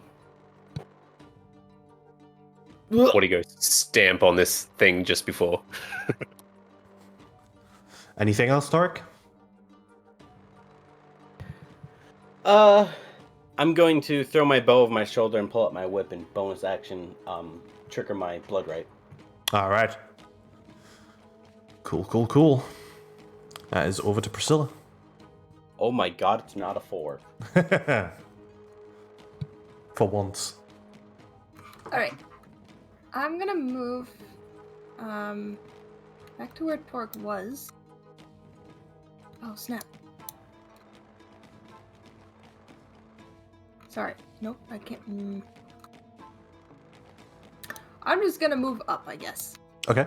And hide in this tree in the hopes that that thing can't hit me. Alrighty. I mean, you're 10 foot up, and where it is, yeah, it's going to have difficulty. You can see the silhouette of it probably is like skittering among beyond the trees. It would have difficulty. It would have difficulty seeing you. Could I still try and fire at it? I can't see it on my screen, but It'll be with disadvantage. What's Fine. the range on Eldritch Blast is like ridiculous, isn't it? it's 120. Yeah, you're good. So yeah, it'll be with disadvantage, and I will say that it has 3/4 cover. But you can throw some attacks out to it. I'll try anyway. Mm-hmm. A 20 doesn't quite hit as the Eldritch Blast strikes. As it's running, it just strikes the ground and kicks up some snow. The second one does the same as well. All right, well, that's fine. I'll just be where I am. Alrighty. Oh, speaking of that guy.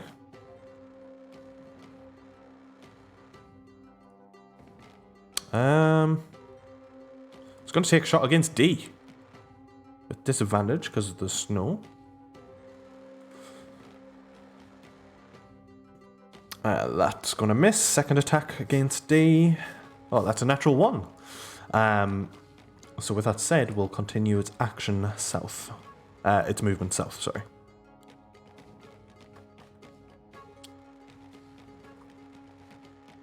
Alrighty, over to you, Athen.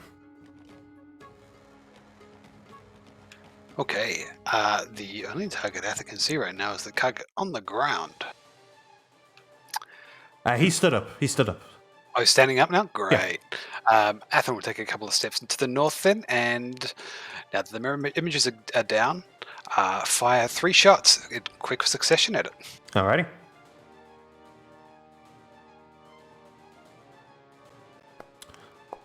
Just to be awkward, you would probably have to step out to here because of the wagon. No worries. But a 29 definitely hits. Let's roll the damage for that first. 15 points of damage. The kobold is struck by it and sort of nearly slips off into the pond. Still alive. Extra 2 points of damage. Still alive. Shoot again.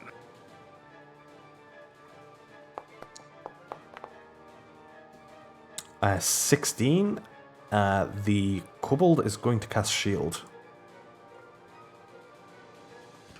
Oh, I like that move. You stole my move. I'm going to shoot it again. All right.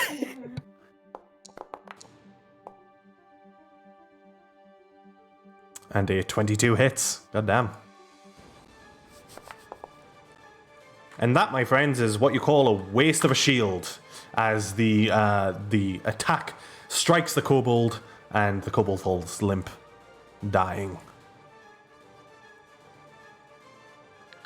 Oh, okay, good. That's another one down. Any others, Tarek, Audie? I don't see any. I'm like vaguely pointing far south. There was 1 or 2 more off that way. Still can't see anything. Gonna send the Steel Defender down.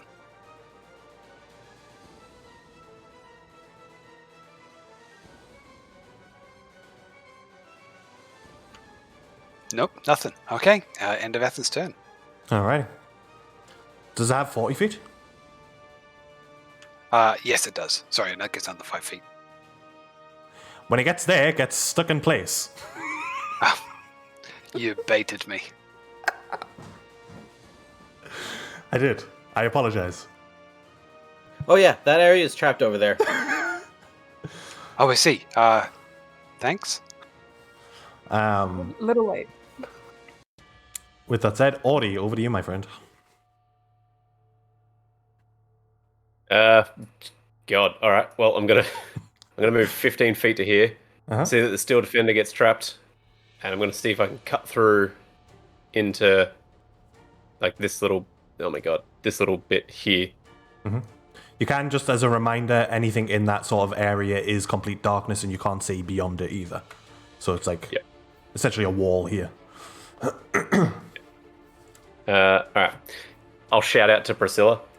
Are there any others down there? Suppose. There's one to the south. D will say, "There's one over here as well." Aha! Action dash. Alrighty. Just as a point, because I don't want to misguide you. D is she's down there. Yes, they are down to the south. Alrighty. So what was that? That put me. So. Can I just say I went? Yeah, here. That'll be the same movement. That's fine, yeah. From there to down there. Sweet. That'll be me. Alrighty. So you make a run. You can see D sort of pointing off in this direction. Don't know if you can see my hand through the darkness. Yep. Sweet.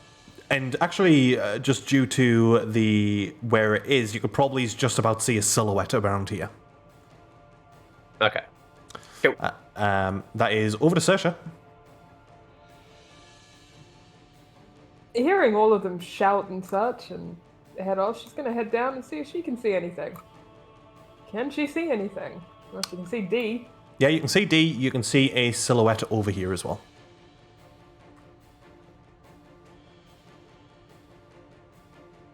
Drop concentration on the darkness and just step out. So I've just moved from where? Where did I just move from? Yeah. Here. Where was I standing? There. Okay, thank you. So how far do I have left? Again, when you drag your token, it should tell you where. So like when you drag, you'll see that it goes green when you're dragging it, and then it'll turn yellow when you're dashing. Oh, okay. And also, like when you do drag it, it'll tell you in the brackets how much movement you've used in total. Oh, it so totally does. Oh, that's cool. Sorry. That's so cool. I'm so used to just having to calculate it in my head. Yeah. Okay. Yeah. Great. All right. Well, can't see anything even closer, but I'm going to try and Eldritch Blast that figure in the distance. All right, be an attack with disadvantage, please. Okay.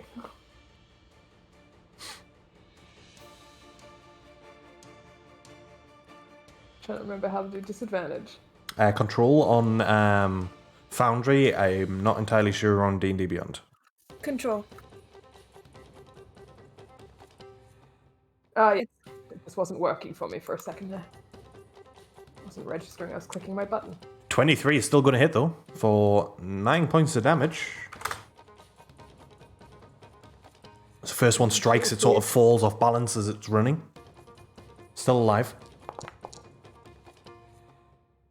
And then a 20, which I think is going to hit. Let me double check. Yeah, it's going to hit.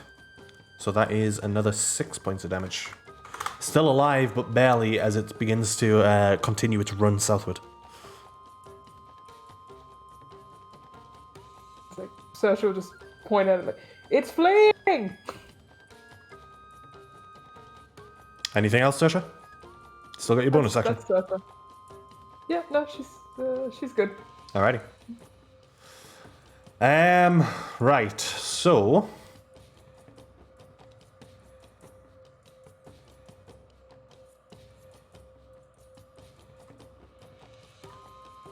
I think you two are...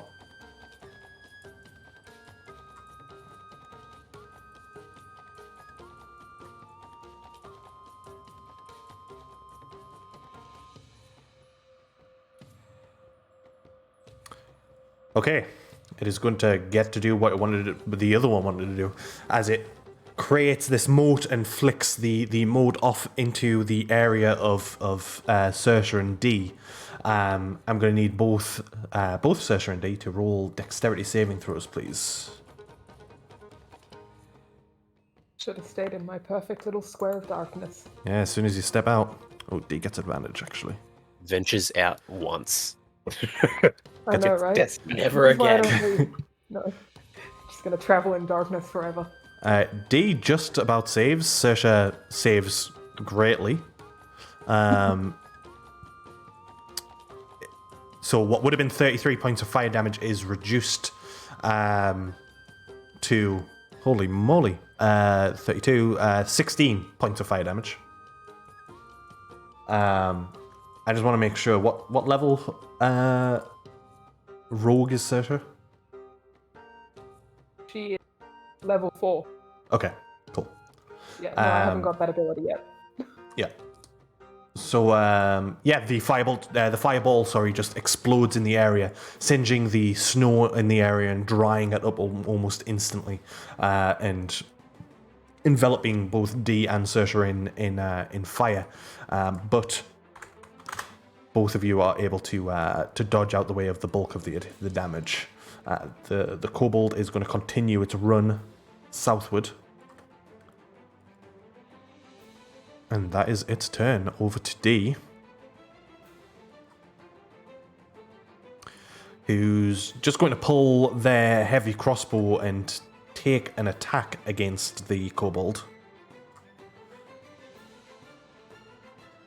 Wow, that dice went on a journey. That is a 9. A 13, which I don't think is going to hit. No. That is unfortunate. D will make their movement to continue southward. But that is over to you, Torek.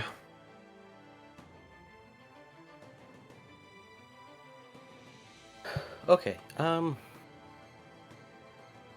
Can I make out any of the kobold silhouettes at this point, or am I too blocked up by all these trees? Yeah, you've got nothing. You can see the silhouette of the Steel Defender and maybe a little bit of Priscilla against the tree as she flies a little bit higher. You can maybe see Audi, or at least the general direction of Audi. But other than that, you're not seeing much else beyond that. All right, I'll just tell Athen. One of them got me with some nasty poison. I don't feel very great. Oh no. And I'm just going to stay extra alert and kind of just look around while I take the dodge action. Okay.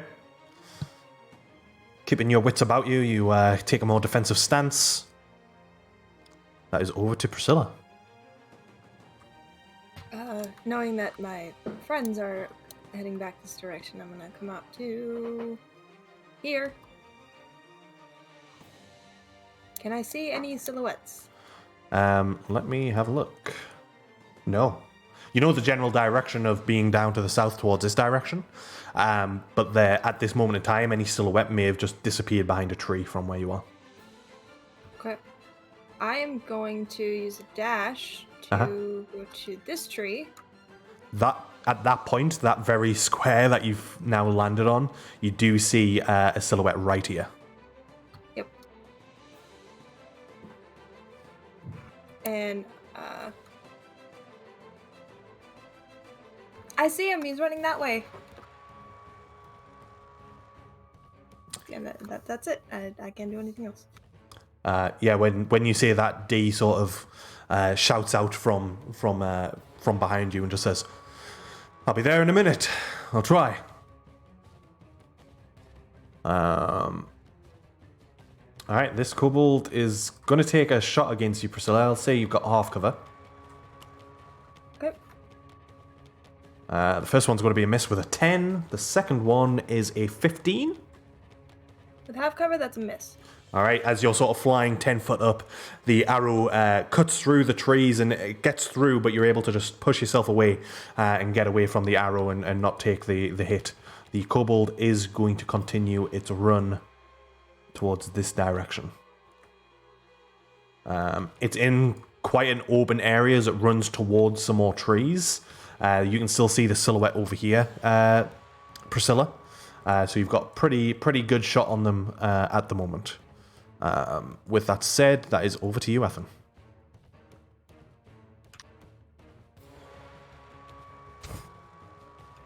Okay.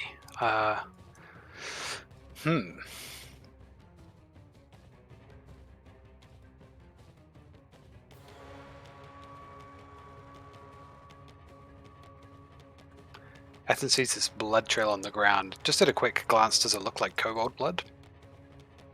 No, that is too difficult to determine at a glance. I would say it looks old though. Okay, not fresh. Cool. Not fresh. Is there something clearly holding Ven's legs or anything like that? Yeah, like it's almost like the ice is almost immediately frozen around the feet and legs of Ven, holding it in place. Obviously, in the snow, the snow is a few inches, so your feet are sinking in slightly, and so any ice that may be in that snow is hidden. And in this particular section, you can see that there's ice very quickly sort of freezing to the legs. Okay, Athen will use produce flame to try and break off some of the ice holding Ven in place. Okay, roll an attack for me.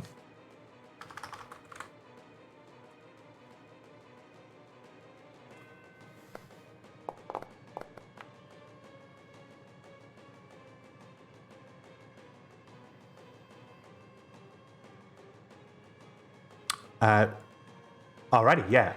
Roll the damage for the produce flame as well, please. Nice. Okay, so the square that is directly around Ven's legs is melted. The ice is melted, and Ven is able to move freely. But you see, I'll also give you a little bit of a hint as well. As the ice melts, you can see that the ice continues to the south of Ven, to the east of Ven, and to the west of Ven. Okay, Ven in that case is going to back up. Alrighty. We'll keep using Ven as a scout. And bonus action, he'll use its action to dash. Okay.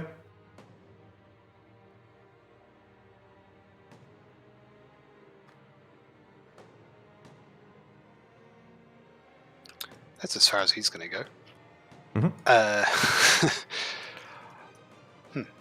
Ven doesn't have much in terms of information to provide.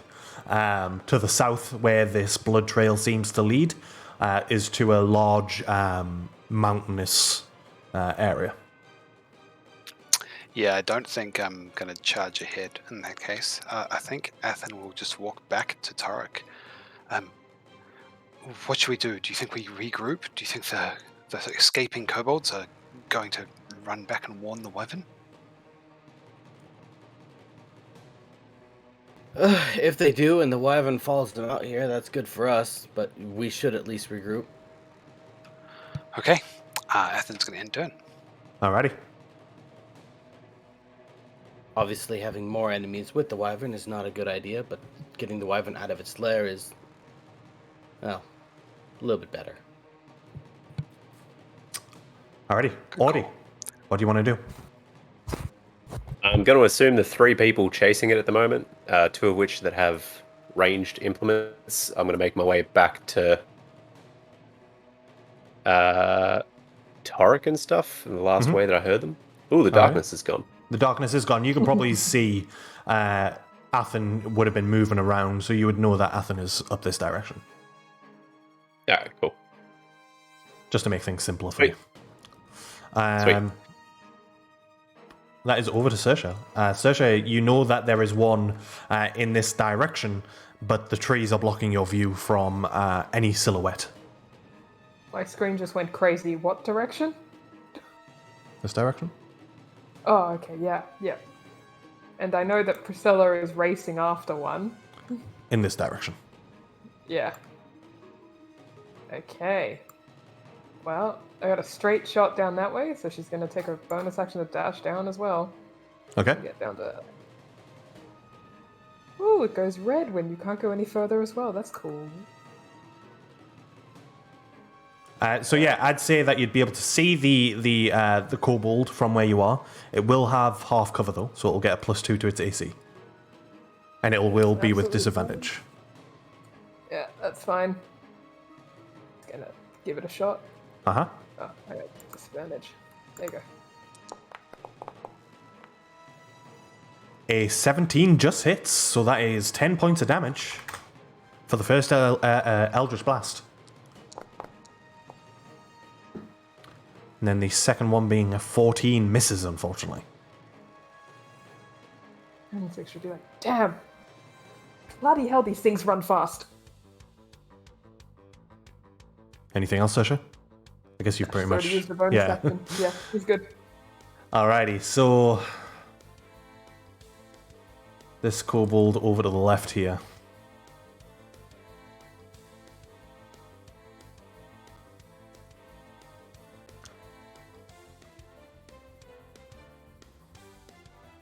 It's going to be a bit of a dickhead. Priscilla, does a 21 hit? Yes. That is 11 points of fire damage, as from the snowstorm comes a bolt of fire and strikes you in the side from the west direction.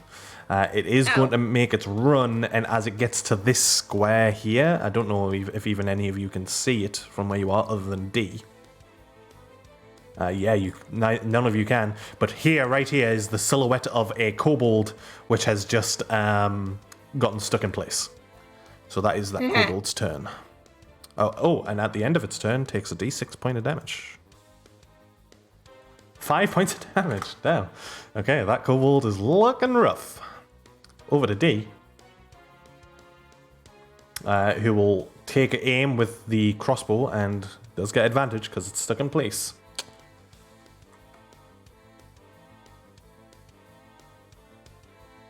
Ah, that's a natural 20. This is the most overkill thing ever. Okay. So, that's 2d6 for the hex as well. That's still amazingly on there.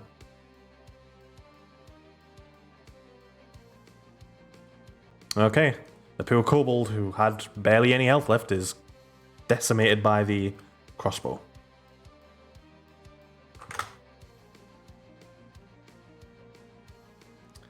As the kobold is killed, falls limp, it is still frozen in place, and as it falls down to the ground, the ice almost begins to just bring it and pull it down further into the ice.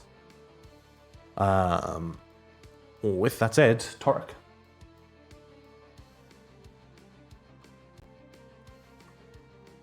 Alright, we're still in the combat order. Yes. I'm just going to move with Athen and Ordodon, just kind of stay near the group for now and keep an eye out for any more silhouettes that look hostile, I suppose. Alrighty, from where you are, what sort of range do you have on your bow? It's like ridiculous, right? I believe it's 150 feet. Actually, because of the gauntlet, I can shoot up to 600 feet. This is awkward. Hold on, give me a second. Take out the wyvern from here. I can't see what that distance is. Let me scroll in. 170 feet. You can see the silhouette of a kobold off in the distance. It is very far away. I'm going to give it 3/4 cover if you did want to attack, and it'll be obviously with disadvantage. Actually, because of the gauntlet, I do have 600 feet, and I ignore cover. Okay, so the minus the cover then, so it won't have the 3/4 cover, but it'll still be with disadvantage. That's fine. Why not?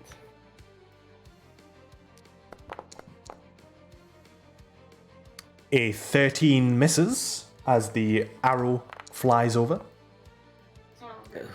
I'm gonna throw a superior die on that one. Maybe Alrighty. I'll hit. Yeah, waste your resources. I like it. 18. 18 hits. What's that? 11 points of damage. As the arrow strikes the kobold falls. Nice. And that, at least for now, is the end of combat. What do you all wish to do? Gonna walk up to Torek first and put my hand on him and I'm going to just start tensing and like drawing out the poison from his system as I use my lay on hand. Alrighty. I think it's like 5 points, right? Yeah. Oh, that feels better. Thank you, Ordodon. D is going to approach Priscilla and Saoirse and just says, if we return to the rest of the group, I will be able to heal a lot of us. Sounds like a fantastic idea to me. Shall we? Priscilla, who's still patting out bits of fire on her clothing. That would be much appreciated. When did you end up on fire? At the very beginning of the fight. You've been what? Stop, drop, and roll. I know you like the air, dear, but really, stop, drop, and roll. It works. I feel like my options were either be on fire or possibly get stuck to the ground, and I figured being on fire was a better choice. People are getting stuck to the ground. Saoirse, you get What stuck. did I miss? Saoirse, you get stuck. Sorry. Priscilla, you get stuck. I'm 2 feet off the ground. Oh, yeah, sorry. But Saoirse gets where's stuck. Saoirse enter? Oh, where's Saoirse? Yeah, just as I'm saying, people got stuck to the ground. What the? Yeah. Yo, as we're talking about this, Saoirse gets stuck. What the? As I was telling the rest of the group, there are traps over there. Thank you careful, so guys. much for sharing with the group. I'm going to Loud say... now. Help. I'm going to say you take some damage. Because I know Priscilla's coming over to help you, but during that time... Yeah, no, that's fair. You'll take 4 points of cold damage. But Priscilla is able to help you get freed and get out of there. And, yeah. Do you want me to mark down the squares that you know are freezable? To help you... so she's just going to back out towards the camp yeah, and that's walk fair. around. That's fair. No, she's just going in the safe space again. Like, it might not be darkness, but I know I can walk here. Just skirt round. Falls off the log. Body frozen. She's not gonna walk on the log. D will Okay. heal people. Looking at people's healths. Speaking of, health? I love how if you hover over them, it shows if they're injured, badly injured, or slightly injured, Yeah. or dead. I like that. So D is going to heal. Actually, how many people are there? 1, 2, 3, 4, 5, 6. I think D can heal everyone. D can heal everyone. Yeah, choose up to 6. So everyone will get this. Everyone heals 11 points. As D grasps the symbol of Orn, holds their hand out, and this sort of green aura emanates around you all, and some of your wounds are repaired, healed, and made to feel a little bit better.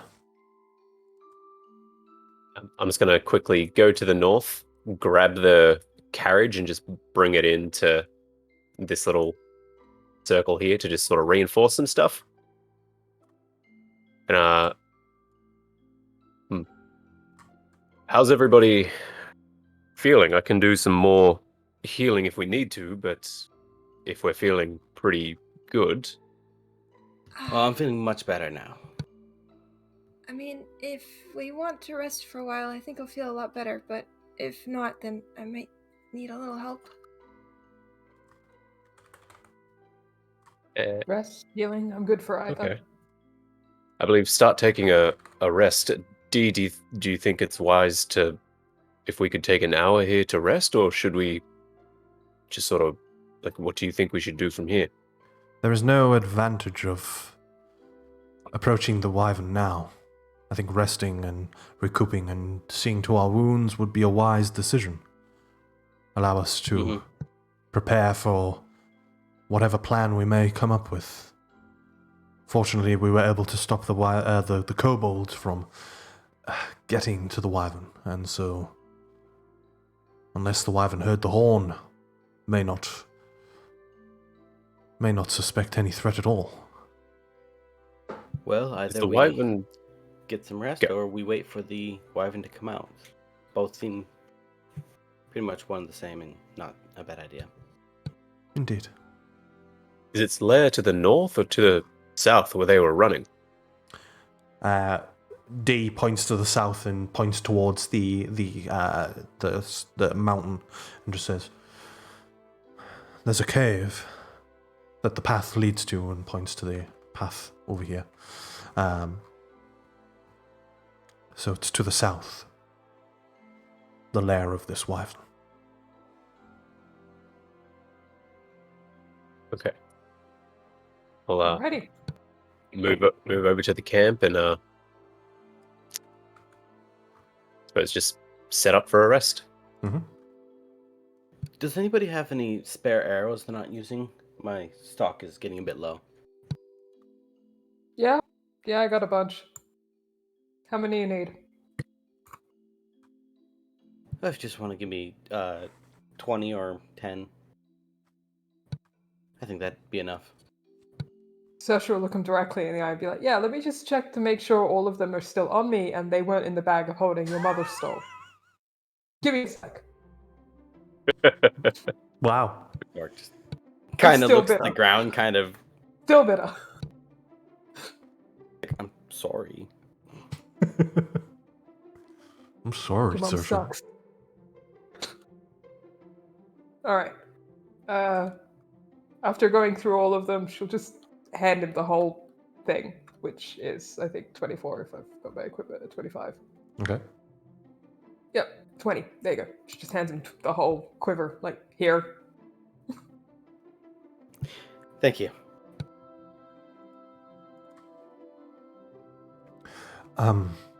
Do any of you have a preference on a plan?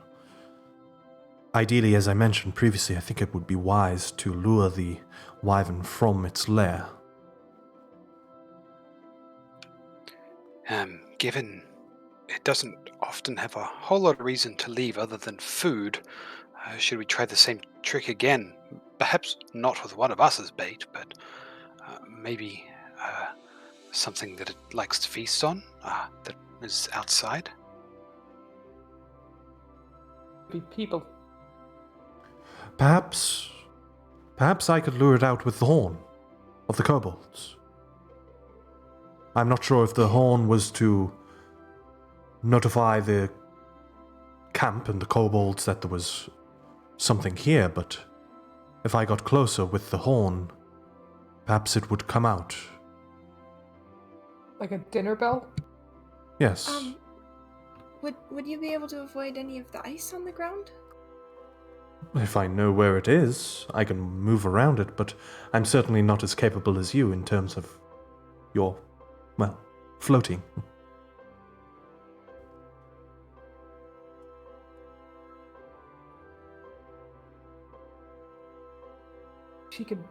You can make her fly, can't you? If that's a concern. Can you make her fly? Was that you making them fly? I just remember people flying. I could make people fly, but I won't have many other options for spells. What I can do, if you would want to do it, then I could provide you with a spell that would protect you against a cold, give you a form of resistance against it. Oh, I believe we came prepared for that, actually. Oh. We have a one-time use item each, thanks to Lord Slalek. Ah. Well. Oh, I apologize. Actually, it was Gart who gave it to us. Oh.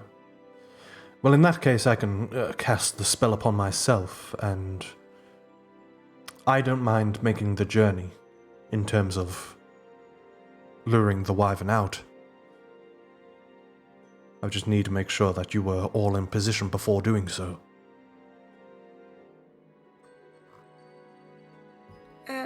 Well, I can avoid it much easier than the rest of you. I don't mind having to do it if it's the easiest solution. And if I need to get out in a hurry, as long as we can rest long enough, I have a way to get out quickly if I need to. All right. Perhaps we could explore other options. It seems unresponsible to use ourselves as bait to a certain degree. I tend to agree. I think there must be a better way to do it. Would a wyvern be intelligent enough to know that if we were feeding it kobold corpses, that it were its own servants? The Frostfang is far more intelligent than the usual wyverns. But with that said, I'm not sure it would necessarily care. I would imagine that it would be able to tell. But I'm also not convinced that it would really care if it was eating the kobolds or another humanoid. As long as it's getting fed, I don't imagine it would probably care. I doubt it has any particular loyalty to these kobolds. I think that would be the other way round. I suppose what you're asking, though, is whether it would be suspicious. Yes, indeed. If such an action might just make it retreat deeper into its lair.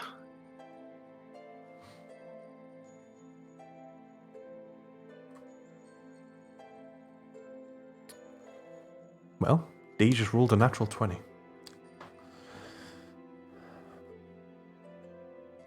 The Frostfang... The Frostfang may certainly suspect if one of its servants has died. But who's to say that this is not an occurrence? These kobolds attack on the road. It's fair to say that they may have had casualties and may have just simply fed their casualties to the wyvern.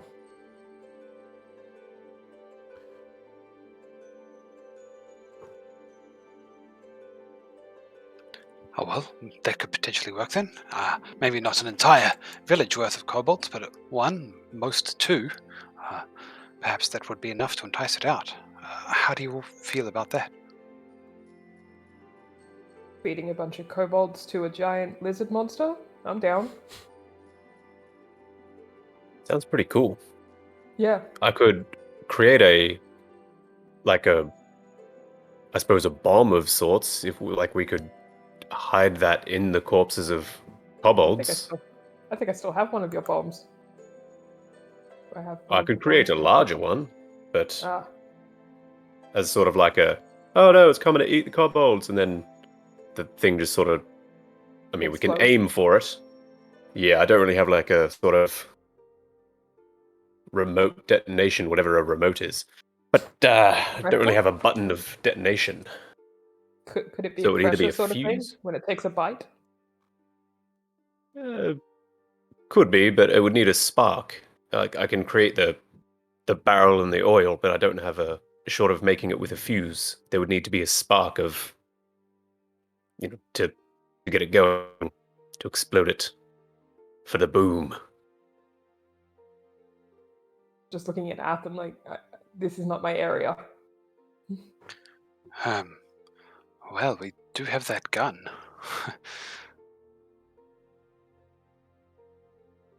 You know how to use it? Well, I haven't practiced, but we could certainly try. And mechanically, you point one end at the thing you want to go boom. Oh. I mean, that's how It just sheriff used it, happens? right? You just point at it, and then I don't know, something, and then boom. I'll take your word for it. I mean, I've never fired it, so sure, we can certainly use that. What I suppose what could be easier if I can just create more of the bombs that Saoirse has, and then when it comes out, we could just all throw the bombs at once. How long will it take to create such a bomb? Give an hour, give or take. a few Wait. seconds. Weren't those kobolds drinking some sort of potion Oh, yeah. of fire? Potion. They were also throwing it, or something like it. Yes. Is that how you ended up on fire? I'm gonna go start Tarek just searching bodies. sprints out. All right. Tarek. I'll get started. Tarek, roll an investigation check for me, please, I'll go out and help him. with advantage.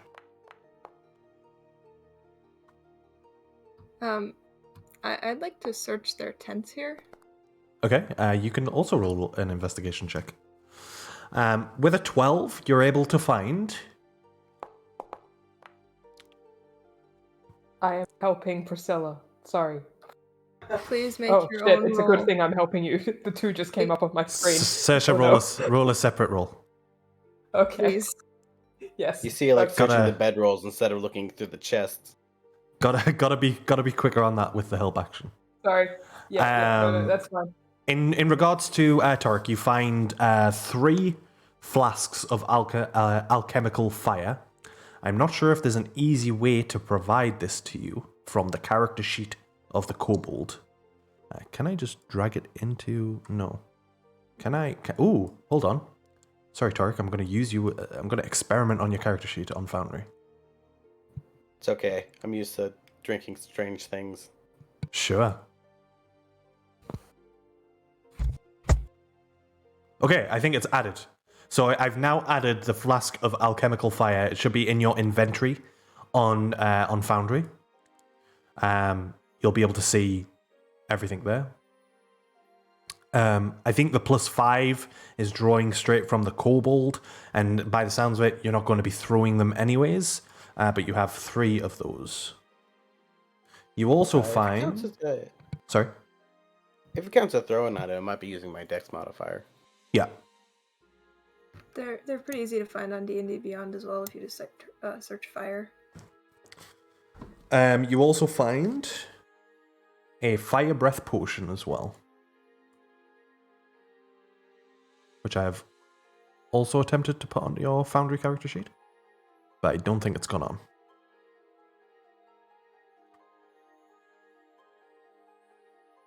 No, it hasn't.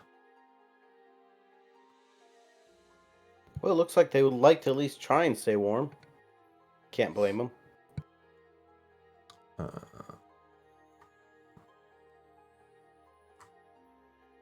Seems I'll like an start showing- aggressive way to stay warm. I'll start showing ordered on some of the things I found.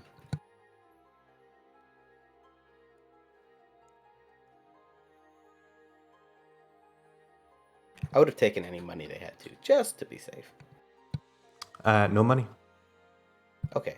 And They probably Saoirse- give it to the wyvern. Saoirse rolling a 16.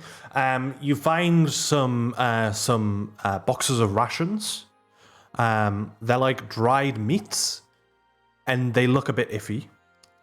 But you find 5 or so rations. You also How find iffy? roll a nature check or survival, up to you. Survival.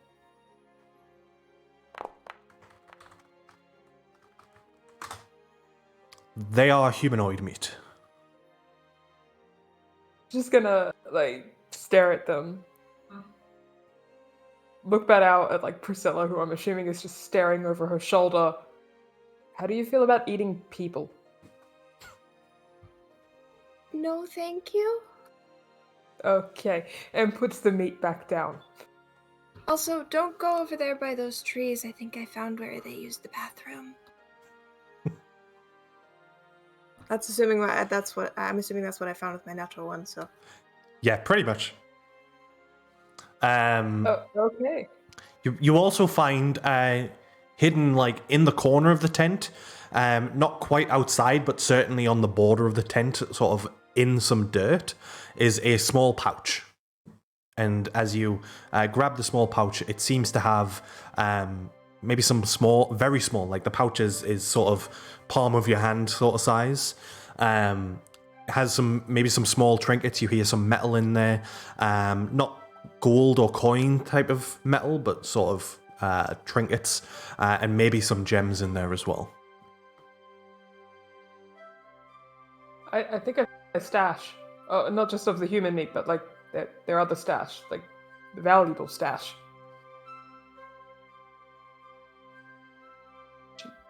We'll say that loudly for everyone. Valuable stash. Yes, and a human meat stash, but I don't think we care about that part. I think you can leave that out. I don't think it'd get much at trade. What's the other stuff? Is there anything that we can Holds up use the at the bag and, moment, like, or shakes it. ooh, Did you say you opened the bag? Oh, she was holding out the shaker, but yeah, she'll holding it. open it after getting questioned. All right. Yeah, you see 3 sapphires. There's a Get symbol. my notes up. Huh? Sorry, my notes closed. Continue. 3 sapphires. So there's 3 sapphires. On the sapphire itself has been carved a symbol of a... Oh, I need to check my own symbols. I think it's a 3-headed dragon, but let me double check. Whilst I'm getting that information up, you also find the small trinket that you could hear sort of making some noise. Is a metallic sort of not carving, but a metallic small statuette type thing of what looks like a kobold hugging a smaller kobold, like a parent and a child just hugging each other. Oh, cute. She'll hold up the thing like, oh, you think one of them had a kid before we killed them? I'm gonna say maybe. Pretty pale, but she goes even paler. I mean, they're eating humans in there, so don't get too worried. Does the trinket just look like a little bit of a carving, or is it like It's been ornate? Nah, it's been sort of crudely put together by different types of metal. Like one of the metals looks like maybe it's like a piece of metal from a wagon or something that they've sort of snapped and stuck into place. What they've created is incredibly impressive with what they've used to create it. Sasha, do you mind if I look at the trinket for a second? She'll throw it at him like, yeah, sure. I have no use Catch. for it. I'm just going to ritual cast Identify and just see if they've put anything into this thing. No, yeah, as you cast Identify, there's nothing to identify, so you would understand that it's not magical in any way from that. Sweet. I'll just chuck it back to Saoirse to put in the bag. Or do whatever you want with it. And I am sending you the symbol on the sapphire. It is indeed a 3-headed dragon. Yes, it is. Cool. All the sapphires or just one? All of them. All of them. Cool. I had it written down right. Why are there These 3? guys were really into dragons. Do you reckon it's all the same dragon, or do you reckon there's 3 dragons? Can I make a religion check just to see if this aligns with any commonly known deities? Roll a religion check. I'm going to pretend to help him, but I know I don't know anything, so I'm just going to stare at him and just nod my head and go, yes. Yes. Athen, you would certainly know this god. It's a god that is part of the 10 old gods in that pantheon, and so it's one of the more ancient gods. It is the god called Vonda, the disease devourer. Vondur. Generally seen as being the god of sort of poison and deception and sort of that area of expertise, but was the last remaining chromatic dragon before the dragons went extinct. Both Vonda, the disease devourer, and Jata, the warm-hearted, which, as a slight reminder, when you very, very, very first entered Zerk's Pass many, many moons ago, before releasing a Lich, You entered whilst they were celebrating the holiday of the Warm-Hearted, and that's what all the fiery hearts that were on banners were. So Jata was a metallic dragon, Vonda was a chromatic dragon. Chromatic, metallic, all ward. Vonda was the last of the chromatic, Jata was the last of the metallic, and they both ended up killing each other. Vonda being the last of the chromatic, and since then has been worshipped by certain races, certain individuals in certain areas, and I would say that Athen, you would know that even to this day, the sign of the war that the dragons had can be found very far to the south on Almuri, in what is now known as the Scorched Wood in Veelen. A portion of the woods that were completely burnt down now have begun to slowly grow back, but there's still portions of it that are completely burnt to this day, after many, many, many, many years.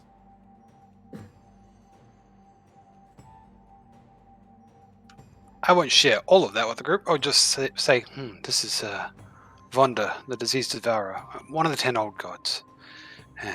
Seems like these kobolds are dragon worshippers of a kind. And their obsession with our icy friend in the cave up there. And all the fire stuff. And the poison stuff. Actually explains a lot.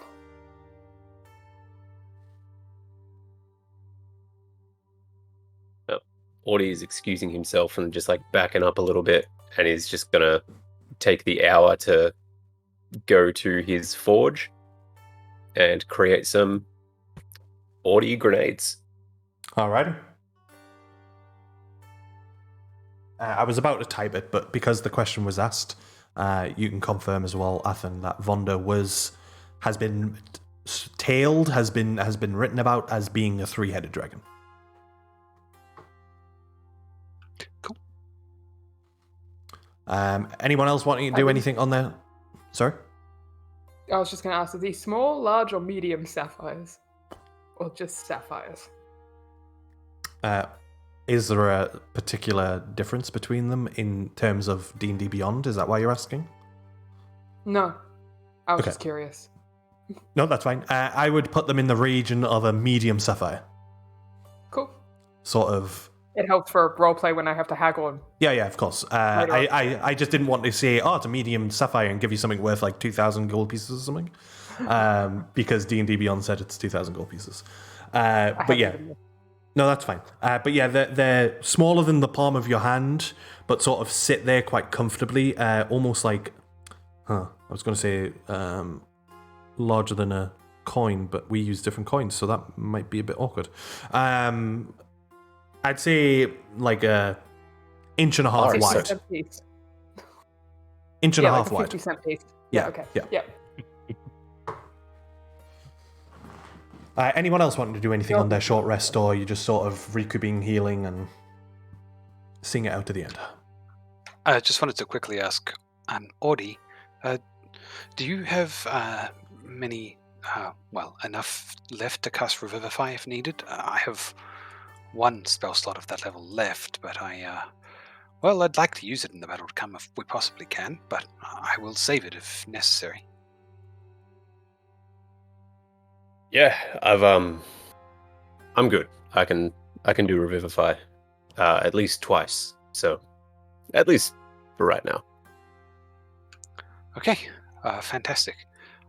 Tarek, given that your longbow is going to be particularly useful in this fight to come, I imagine, would you be comfortable with me casting haste on you? It will mean that if I lose concentration on the spell, you will be stunned. Yeah, I think that's fine. Okay, I'll do my best not to get hit.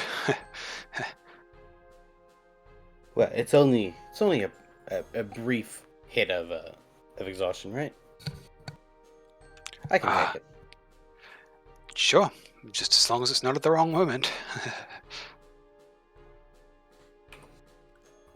And all of you are prepared for the threat of cold that will come from this Frostfang, yes? You all have this potion or whatever it was. Crystal. Crystal. Yes. You got given Sorry. a crystal. They'll protect us to an extent. All right.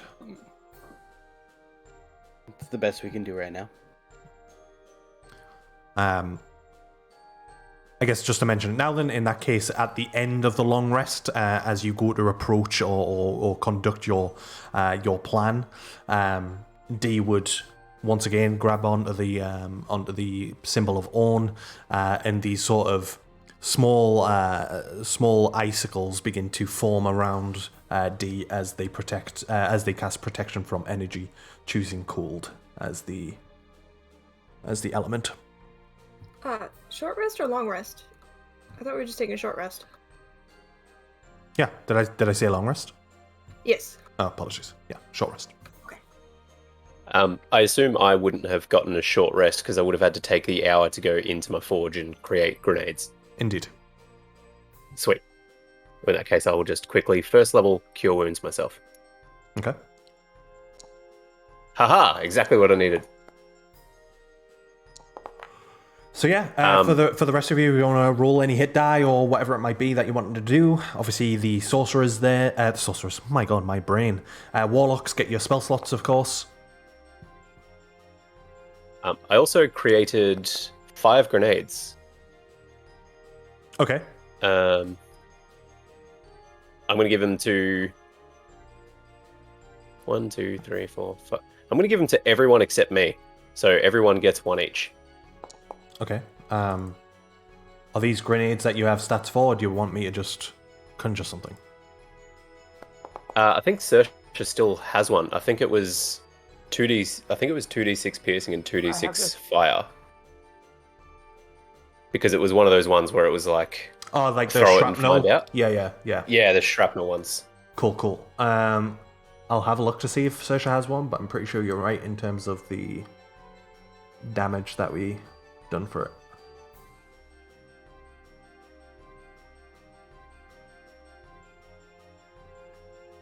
I'm not seeing it on Sersha's character sheet.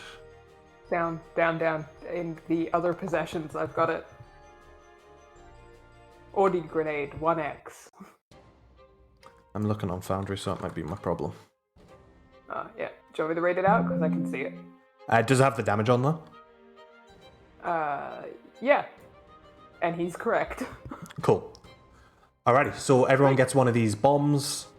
Call it whatever you want, I guess. Or Audrey, if you want to proclaim a name for such a bomb, then you may do so. I will come up with something. All right. For now, D. I'm just going to add it to D as a shrapnel Audi bomb. Yeah, I like Audi Bomb. I go with have that. Audi grenade, so Audi bomb it is.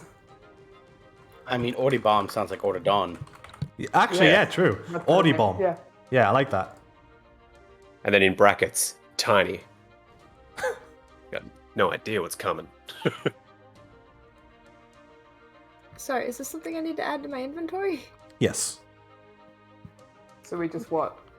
Is it already on D&D Beyond, or do we just No. add it into our... Yeah, it's Just not. a custom item. Yeah. Yeah, that's what I was thinking. Yeah. Got it. I will rename it.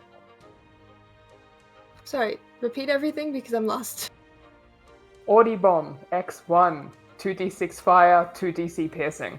Just add it into your other possessions. Okay. Did I get that correct? Yep. Yay.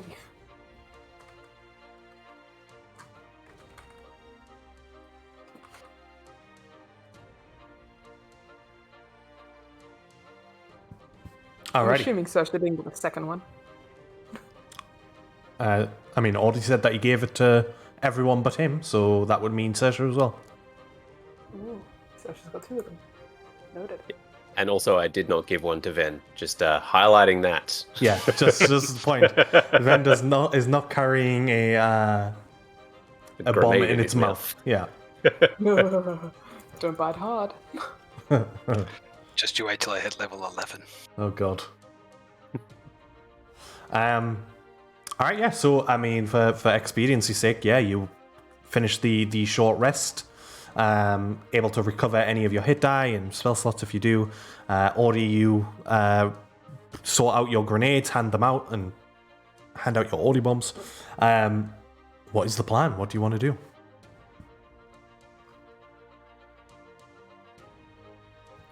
If you want to try feeding the kobolds to it, if you can gather a few of them and wrap them in a cloth or something, I can get them close. On it. I'm so down for collecting corpses. Let's go.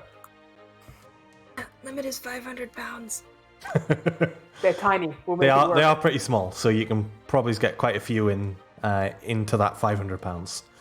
D will assist, and as they're doing so, they're sort of showing a sign of respect to the kobolds as they sort of send their souls off, so to speak.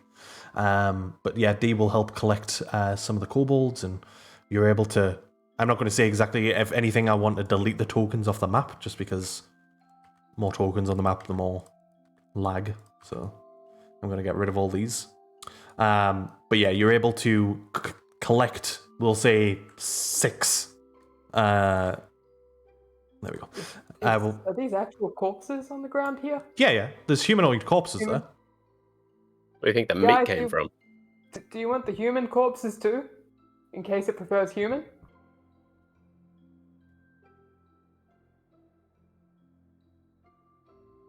That was a legitimate question.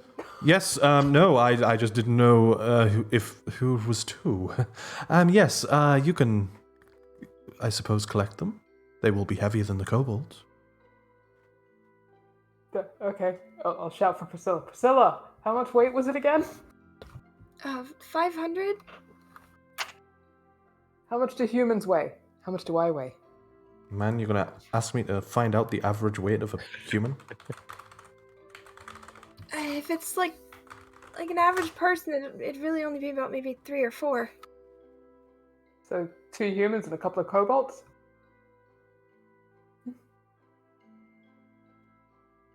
D will nod. Alright, let's wrap these humans up. All right. Yeah, you're able to Grossed out by that, wrap but I'm doing it.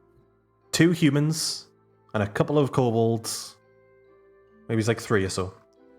And yeah, you conjure them to you collect them together. I'll put a little circle here for the pile of bodies in a cloth that you have now.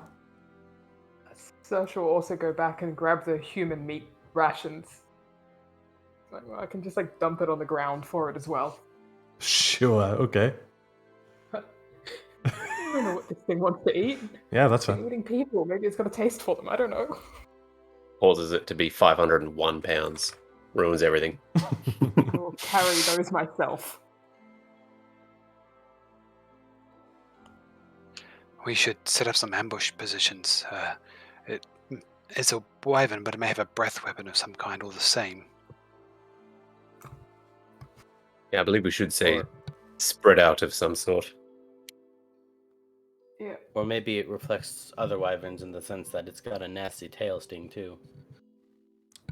Well, from my experience, it does have both. Oh, excellent. Well, we appreciate that insight. It is able to conjure ice, almost chunks of ice, in its mouth and spit them off to an individual target. But it does have a form of a breath weapon as well, as you would expect with other more draconic inclined creatures.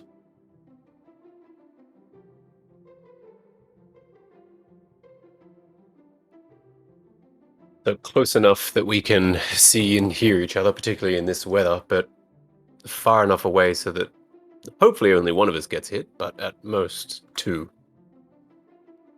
I also don't know where this thing is to plan out where we should be. As I say, I've witnessed it come in and out of the cave over there, and again, D points to the south. Yeah. Should we make a plan to retreat if we need to? Yes. 100% yes. I suppose we could call this our fallback point if Banana Hammock gets called. Oh, yes, I forgot that's what we called it. It's important to remember these things. They are tactical, Sersha. And if you called it, I'm fairly certain I'd remember, because there's no way in hell we're going to be calling it otherwise. Oh, exactly. But, You'd never miss a tactical banana hammock. No. I mean, anyone yells banana hammock at all, I'm just going to start running on principle. Damn straight. We've got it sorted. Yep.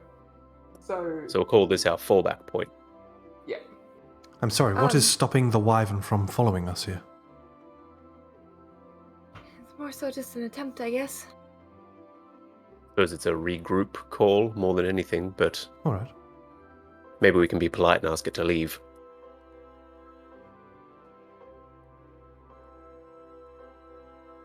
Well, I So- have something that might help, provided it works. It What's hasn't worked very well that? so far. It's just a spell that I have. Oh. That's cool. What does it do? Or is it like a secret? Well, I do have the one I used on that forest centaur thing, but I don't think it would stay gone for very long. I also have I could make it afraid, but it would only be afraid of me. What if we all hid behind you after that? Form a conga line of frightenedness. I Both imagine are- that would be the plan, but Both are good options, Priscilla. Whichever you feel is most appropriate for the situation. Fear can do things, especially to a creature that is used to being top of the food chain, essentially.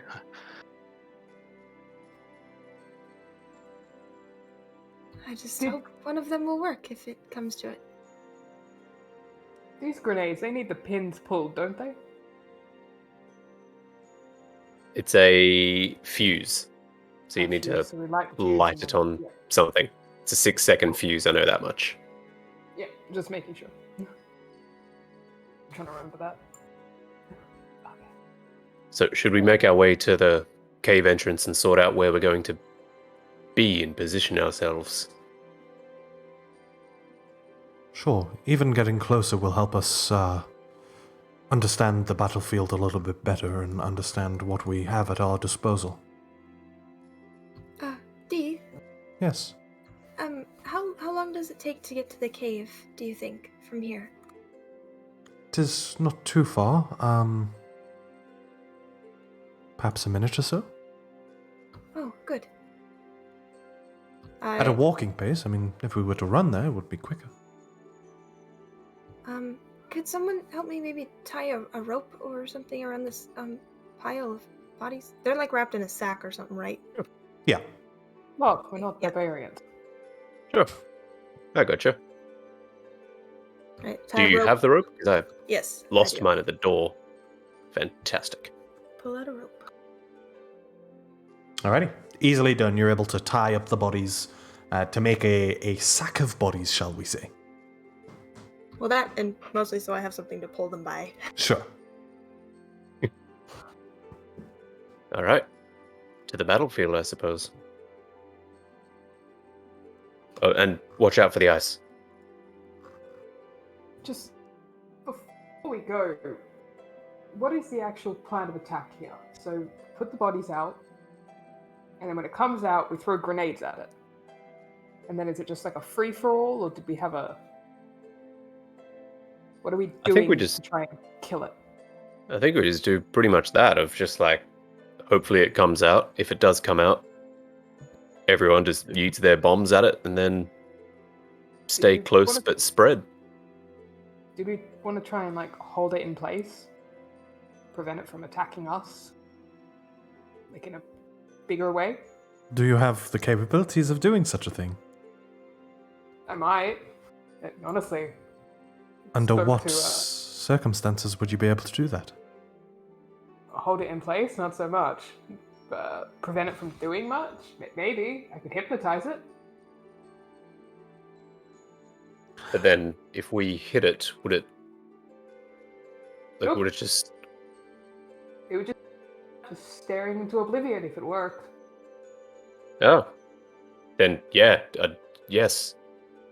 Anything for us to not get hit and continue to do damage, that would be amazing. Okay,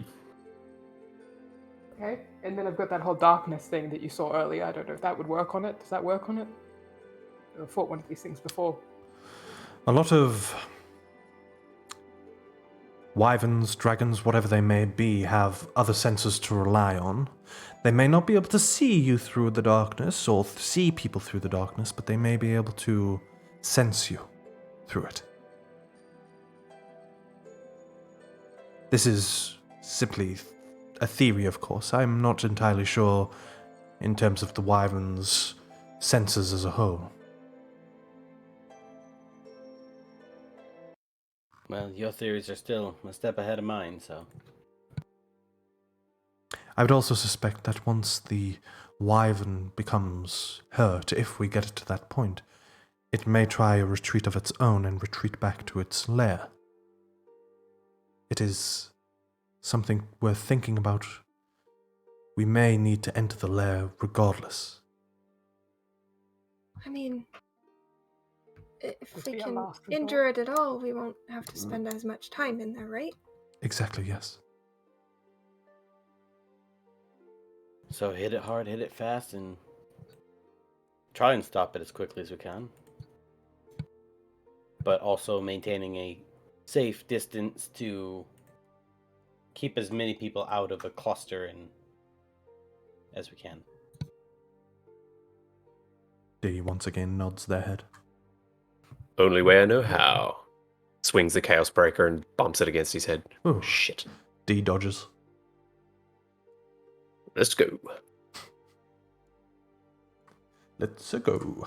Alrighty, so where exactly do you want to go? I'm going to have to drag D, so I'm just going to drag D down here. This isn't the path that D's taken. It's just going to make life easy for me, because I'm also going to have to drag these bodies around as well. Oh. I guess because we want to avoid all the ice traps, we just follow the path, wouldn't we? I suppose wherever D would sort of lead us to get eyes on battlefield and cave entrance to drop the bodies. Okay. I cast levitate on the pile of bodies. Okay, so you're standing upon the bodies. Cool. No, I just cast levitate on the sack that they're Oh, in. I thought you meant that you're going to levitate the bodies and stand on them and use them almost like a flying carpet. I misunderstood. Please do that.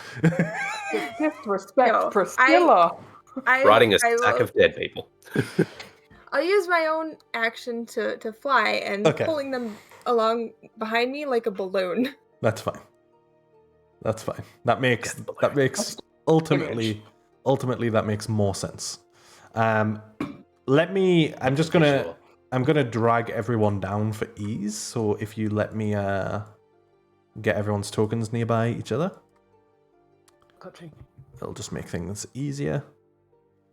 D would first of all take you to this log, I suppose, because it has nearly a vision on the mountain and the entrance. Actually, I was meant to roll something after that hour, so let me see what the weather's doing. Okay. It is cleared a little bit, so you can see a little bit further, so let me deal with that. Should be able to see a little tiny bit further now. But with that said, again, just to drag you a little bit closer so you can see what's going on. Audie, can you see the mountain there? Oh my god, what the flip is going on? Hold on. Wow. No, it's just out of range for you. But there is a mountain and a cave entrance over here. Let me grab the bodies. Bodies. There we go. Where are you wanting to place the bodies? I'll move a little closer just because I can't see where the cave is. Yeah, I'm gonna extend the range, just for the meantime, just so there's a little bit of context. As you can see, the mountain is here, the entrance specifically here. You can see. So I'm going to make a point of revealing this one because it's not under snow or anything. There's a box here, basically, of this incredibly cold ice on the ground near the entrance.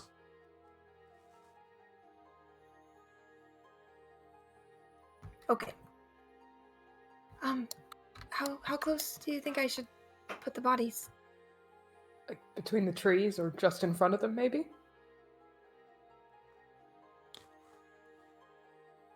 Have you ever seen them provide an offering or anything like that? I've seen them approach the cave. I've seen them enter the cave. But I've never seen a trade of goods, per se. Walked over the ice?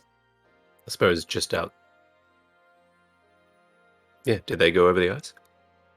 They are brought over the ice. Oh. Perhaps we simply leave the bodies in the path then, not too close to the cave mouth, so that way it's less likely to duck immediately back in. D sort of points out and towards these trees here. How about between these trees there? Yeah, that would provide some cover and kind of block it in. As it decided to fly, of course. Is that too close to the cave mouth for comfort? Would we want it any further out than that? I'm not sure the wyvern is so fearful that if it was to see us, it would necessarily retreat. I think it would believe itself to be strong enough to attack us.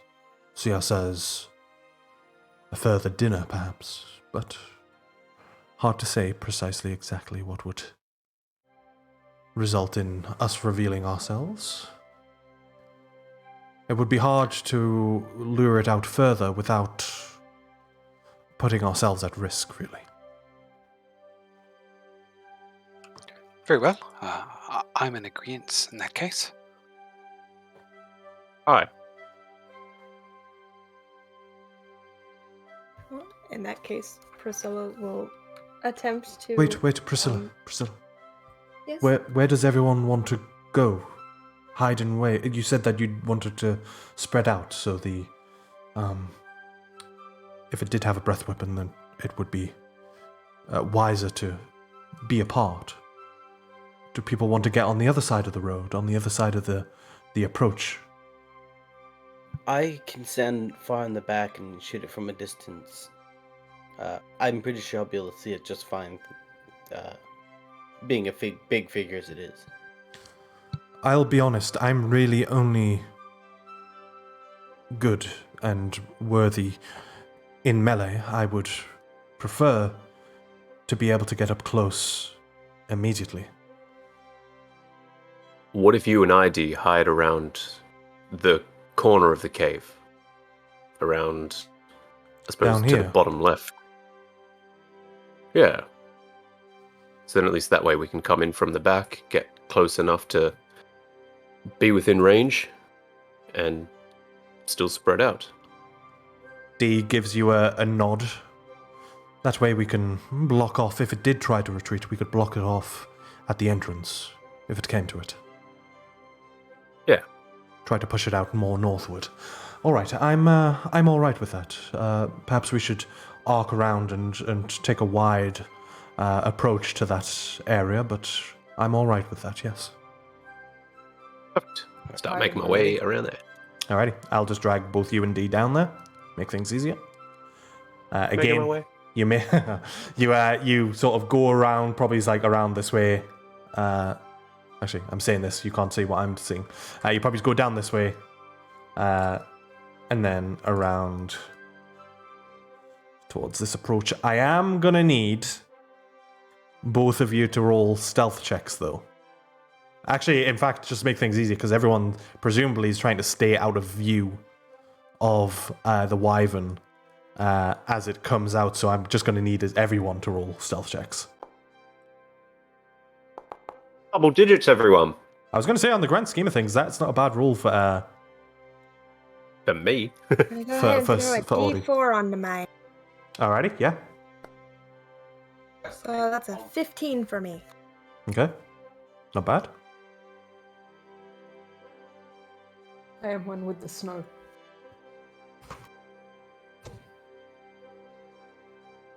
Yeah, Sasha, like, buries herself under the snow. Okay, so you're all... Bye. Where is Sasha? Oh, wow, Sasha is far away. Okay, so, with that said, just for the sake of things, I'm going to change the sight back, just now that you've got an idea of your surroundings. Priscilla, you go to drop off the bodies, yeah?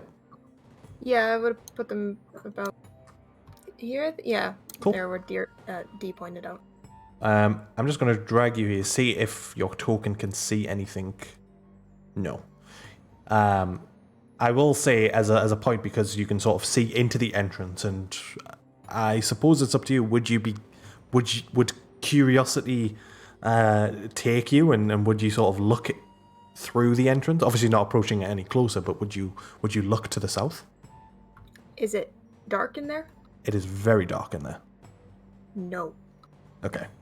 As you sort of get the bodies in place, you're able to then move to wherever I suppose you want to. So, where from there are you wanting to move to?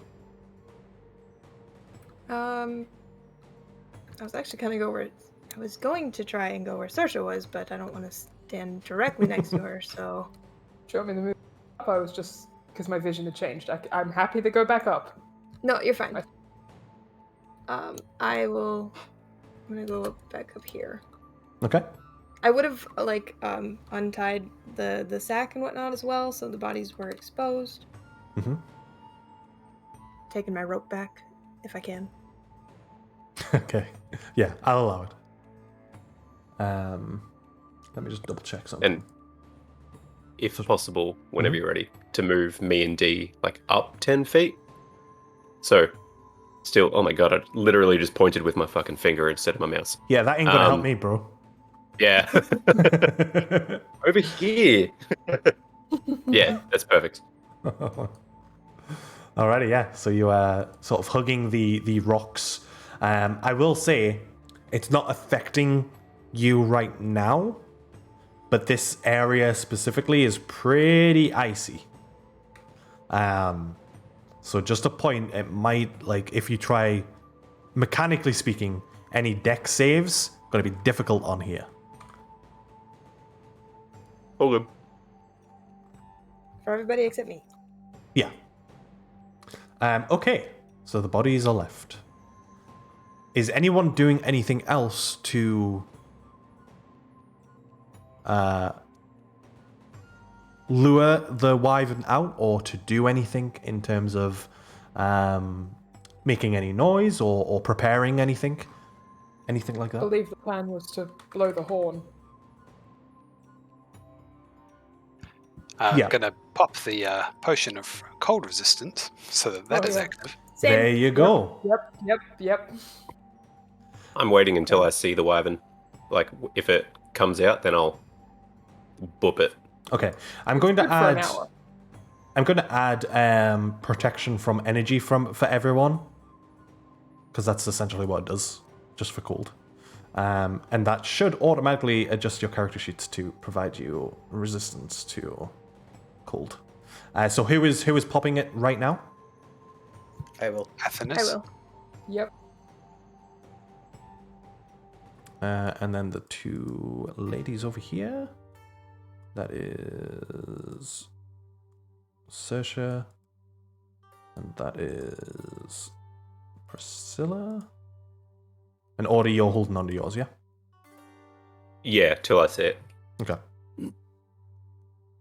Alrighty, let me just make sure. So it's D's done, Athen, Torek, Saoirse, Priscilla. Cool.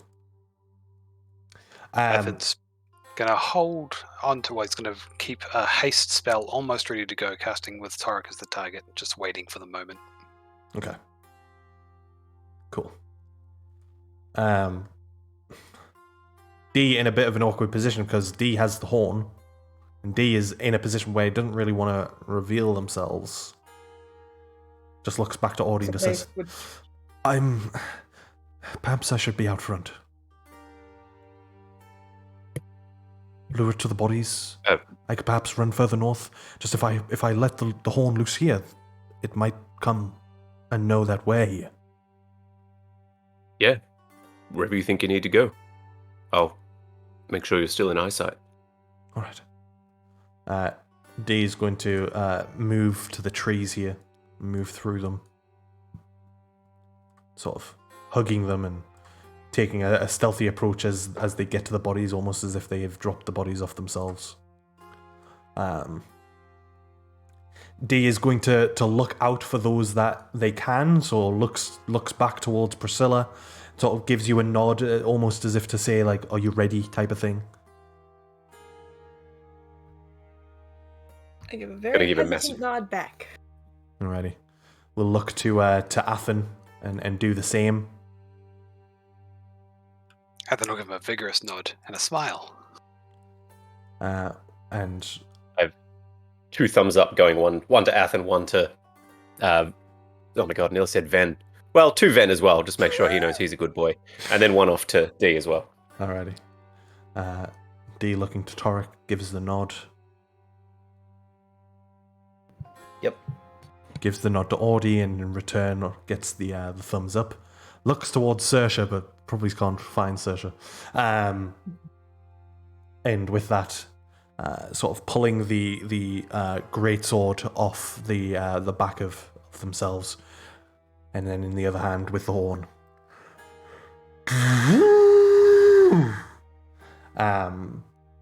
And as D does this, D is going to quickly retreat and just sort of rush behind the tree, sort of peeking around it, readying themselves.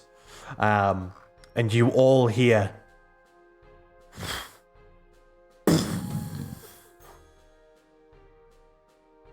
Please let us fight the wyvern. as movement and steps and Audie, you feel the ground around you especially sort of vibrating and shaking as through the entrance. I'm not sure in terms of view if anyone sees this in terms of their character, but you would certainly see the silhouette of a creature exiting the cave. No, thank you. No. Revealing this creature as it sort of rushes out and sort of looks around and seeing the body begins to charge towards the bodies. Can I say, as it landed, I would have popped the asbestos potion of cold over my head. Okay. Easily done. Sweet. That thing is fucking terrifying. And with that said, as it sort of tears towards the bodies, it goes to sort of bite down. Is anyone wanting to do anything? What is the point that people are wanting to react to or sort of do what they want to do, I suppose? Once it was over the top of the bodies and seemed comfy where it was, I think that was when Saoirse would have thrown the grenade. Alrighty. Athen completes the haste spell on Torek. Okay. Let me add that to Torek. Both grenades. I would have tried to launch 3 arrows at it from as far as I can. Probably at a disadvantage. Yeah, it will be with disadvantage, but hold on to those arrows. No worries. I was hoping to move behind a tree. Actually, no. Let's deal with this sort of quote unquote surprise round first. So, Saoirse, if you want to roll your attack, it'll be with proficiency and dex for the bomb. Okay, how do I roll this? Just roll a d20, add your dex, add your proficiency. Okay. But you can just roll a d20. Torek, roll your 3 attacks with disadvantage. Well, would the first one be with it normal since it's Yeah, actually, yeah. All right. Plus 3. Probably going to be the worst. Yeah, you're good, Sasha. Something, yeah. Okay, so Saoirse, roll 4d6. Actually, sorry, to separate that, roll 2d6 for the piercing and then 2d6 for the fire. Okay. And I Um, would have thrown 2 of them. Do you need me to throw another d20? yeah. The longbow, the first 2 attacks miss. The final one hits.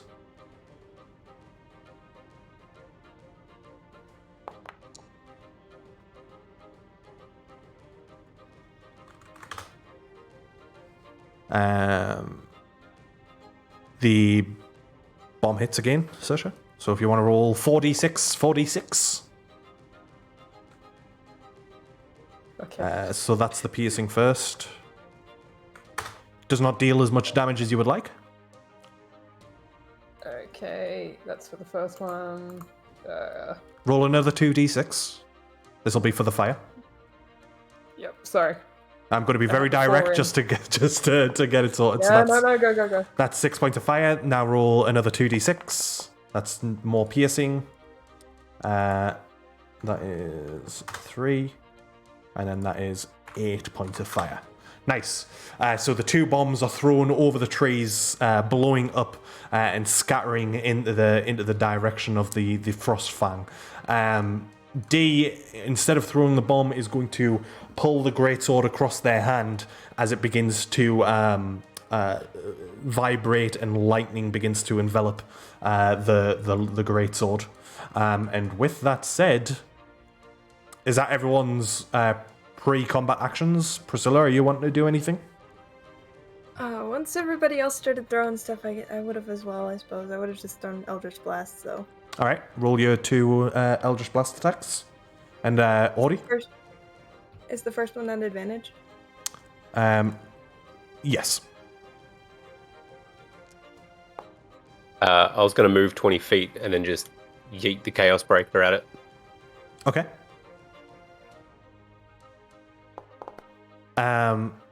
Yours is not with advantage though, Ori. Oh. Still gonna hit though. 18 hits, 22 hits.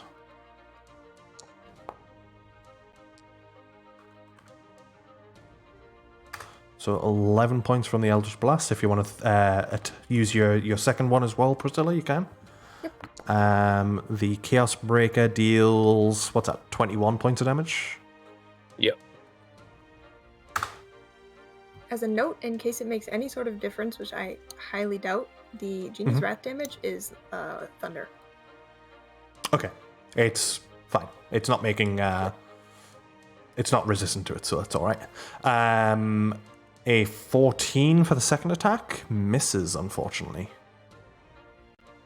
But as Priscilla throws out the 2 Eldritch Blasts, one striking, one sort of missing and striking into the tree, the Chaos Breaker swings into the back of it, cutting through the back leg, and sort of flies round the other side of the tree as Order, you're able to catch it. For ease, if everyone would like to roll initiative at this point, we can go from there afterwards. Ooh.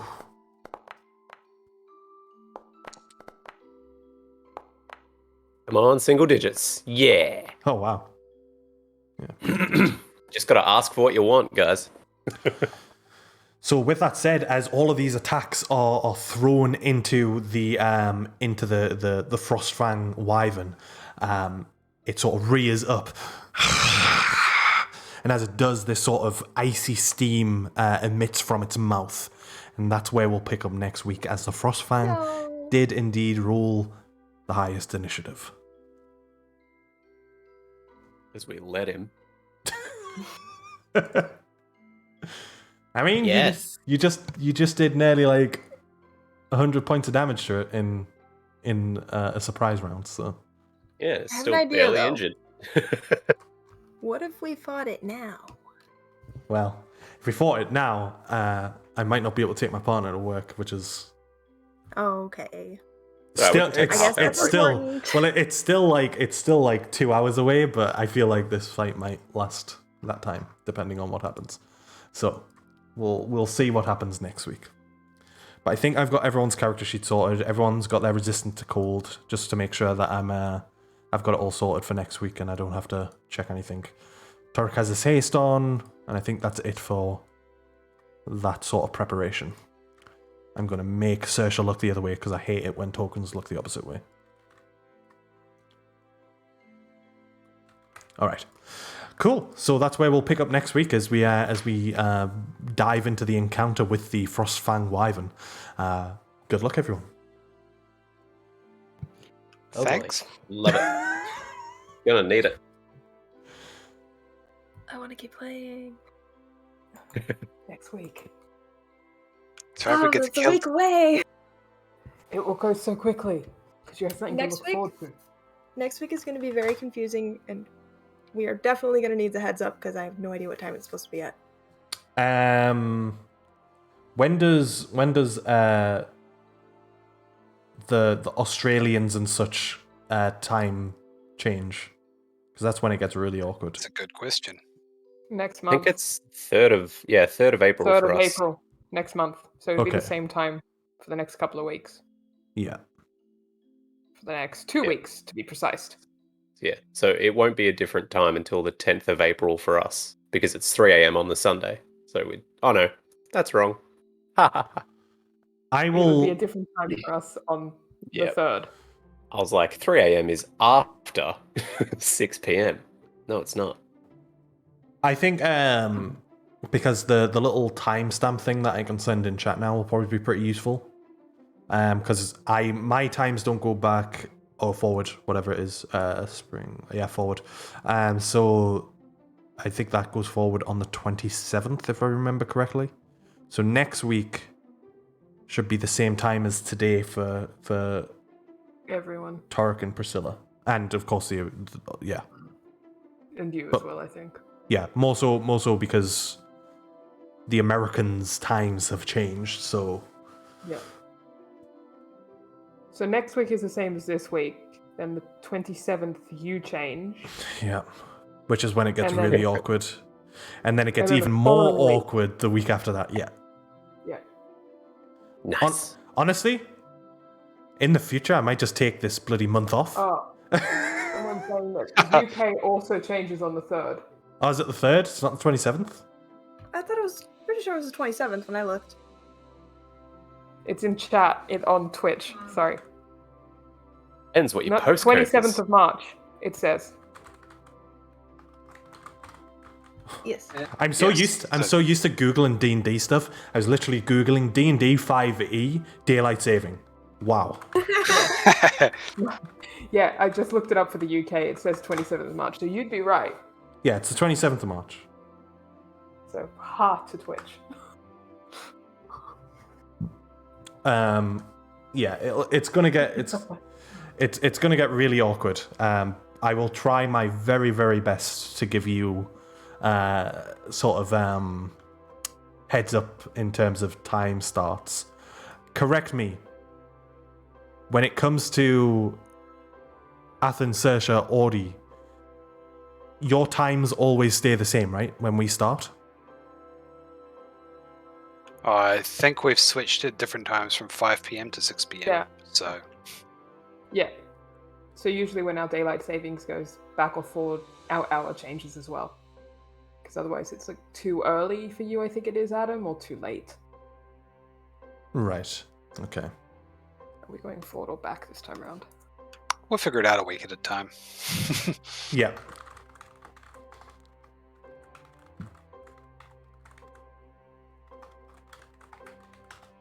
Cool. All right, we probably Yeah. won't need to worry about it with the TPK next week, so that's cool. We'll Well, just figure yeah, it out there's later. that. Yeah. Fair. We'll need a week to create new characters, get session 0 going and understand what's going on. Everything will work itself out. But no, I think we'll be all right. I know there's a time. So at the moment, I start at 7 a.m. the session.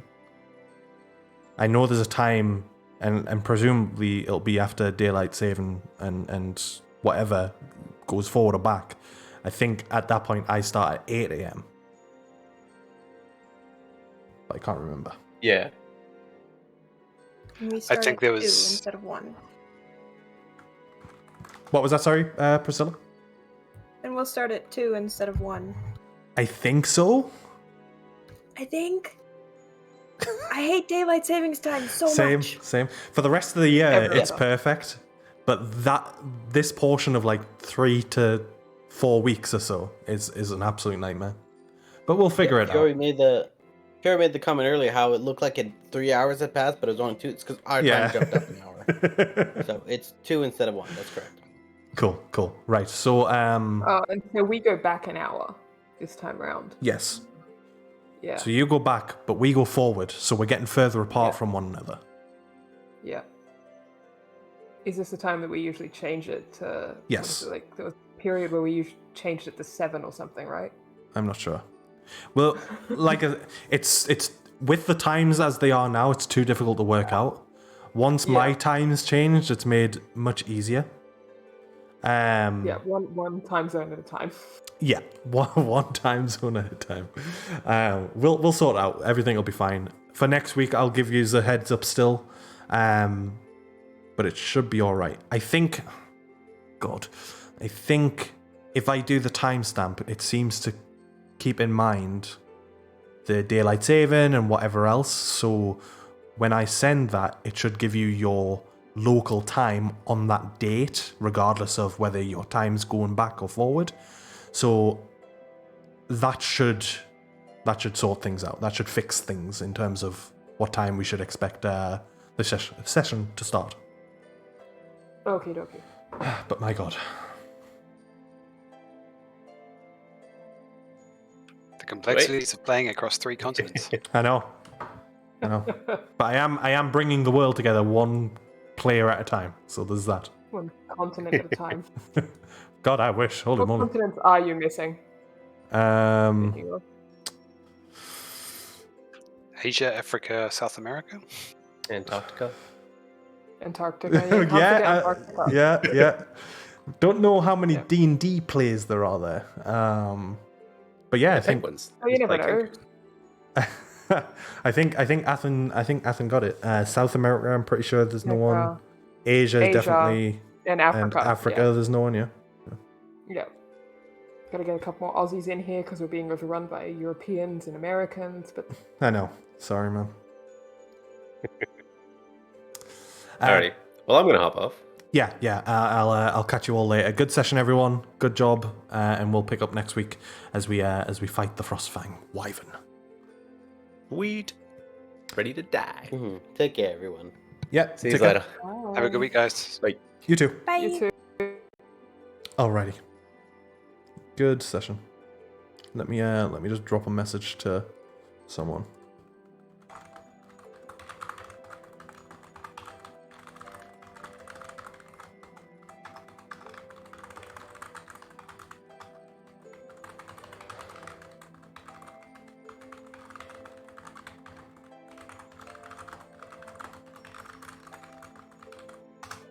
Alrighty. With that said, good session. I should be able to do this. Apologies for my messy hair. The dangers of one, having a lot of hair, and two, basically rolling out of bed at 6 a.m. and getting a game underway an hour later. So, what the hell is going on? Alrighty. Good session. I look forward to this afternoon. We're actually starting earlier this afternoon at 3:30 GMT. So keep your eyes open for that as we dive into Ruins of Almuri. This Saturday, Saturday the 19th of March, the first of 3 sessions of the Kingbreaker series will start and be conducted. I'm really looking forward to it. I'm really excited for it. I think it'll be unlike even Order of Mamaru, which was obviously also a limited session adventure. I think it's even different compared to that as well. So I'm really looking forward to that. With that said, what am I saying? With that said, that's pretty much everything. Kingbreaker, 19th of March at 2 p.m. GMT. So excited. Yeah, super excited. Look at this stupid strand of hair I've got here. Can I hide it? Yeah, I can. This afternoon at 3:30 p.m. GMT, we've got Ruins of Almuri. And then between those, we've got Adornment Orenda, which I haven't figured out the time frame for that. It should be at 6 p.m. GMT. The session 0 went really well, I think. I have no idea what time that is. What time zone are you in, Kazine?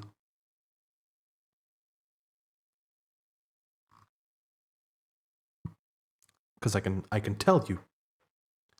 I can tell you if you want.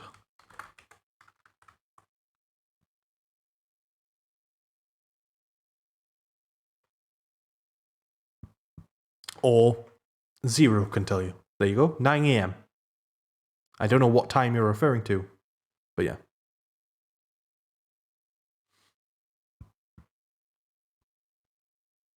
Same. Right. Okay.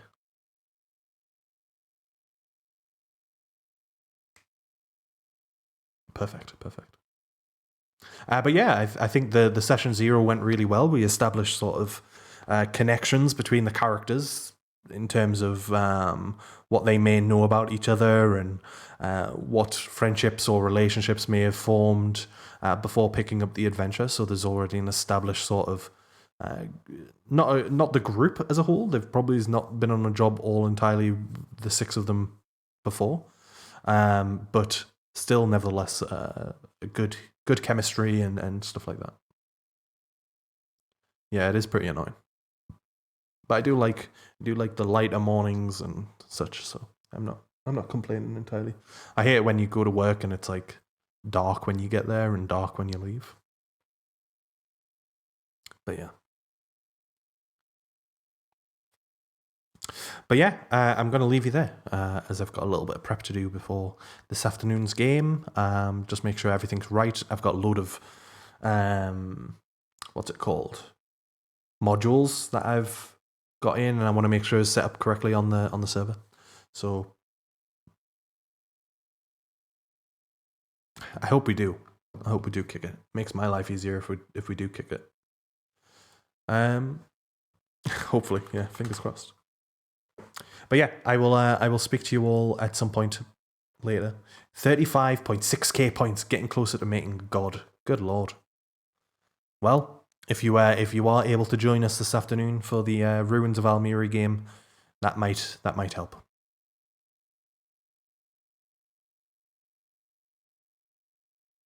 Yeah, take care, everyone. Before I go, just to throw a bit of a shameless plug. If you've got an Amazon Prime sub, by all means, I would not say no to you using it. Otherwise, you can check me out on my socials, or it's in there already, but you can check me out on my Patreon as well, which has got some new stuff coming up, including this map that we've seen today. I will be uploading next week after next week's session onto the Patreon, so enjoy that. There we go. Kazine, thank you very much for the... Oh, that's in an awkward position. Can I move that? Let's move it there. Kazine, thank you very much for the subscription with your Prime sub. Thank you. I don't have a cool thing that when you subscribe, I say welcome to, whatever. I don't have that. So just welcome. Just welcome to here. But yeah, thank you. Thank you very much. Otherwise, I will speak to you all later. So, bye. Awkward.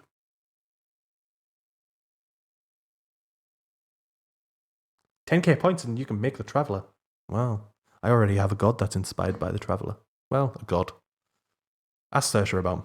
Bye!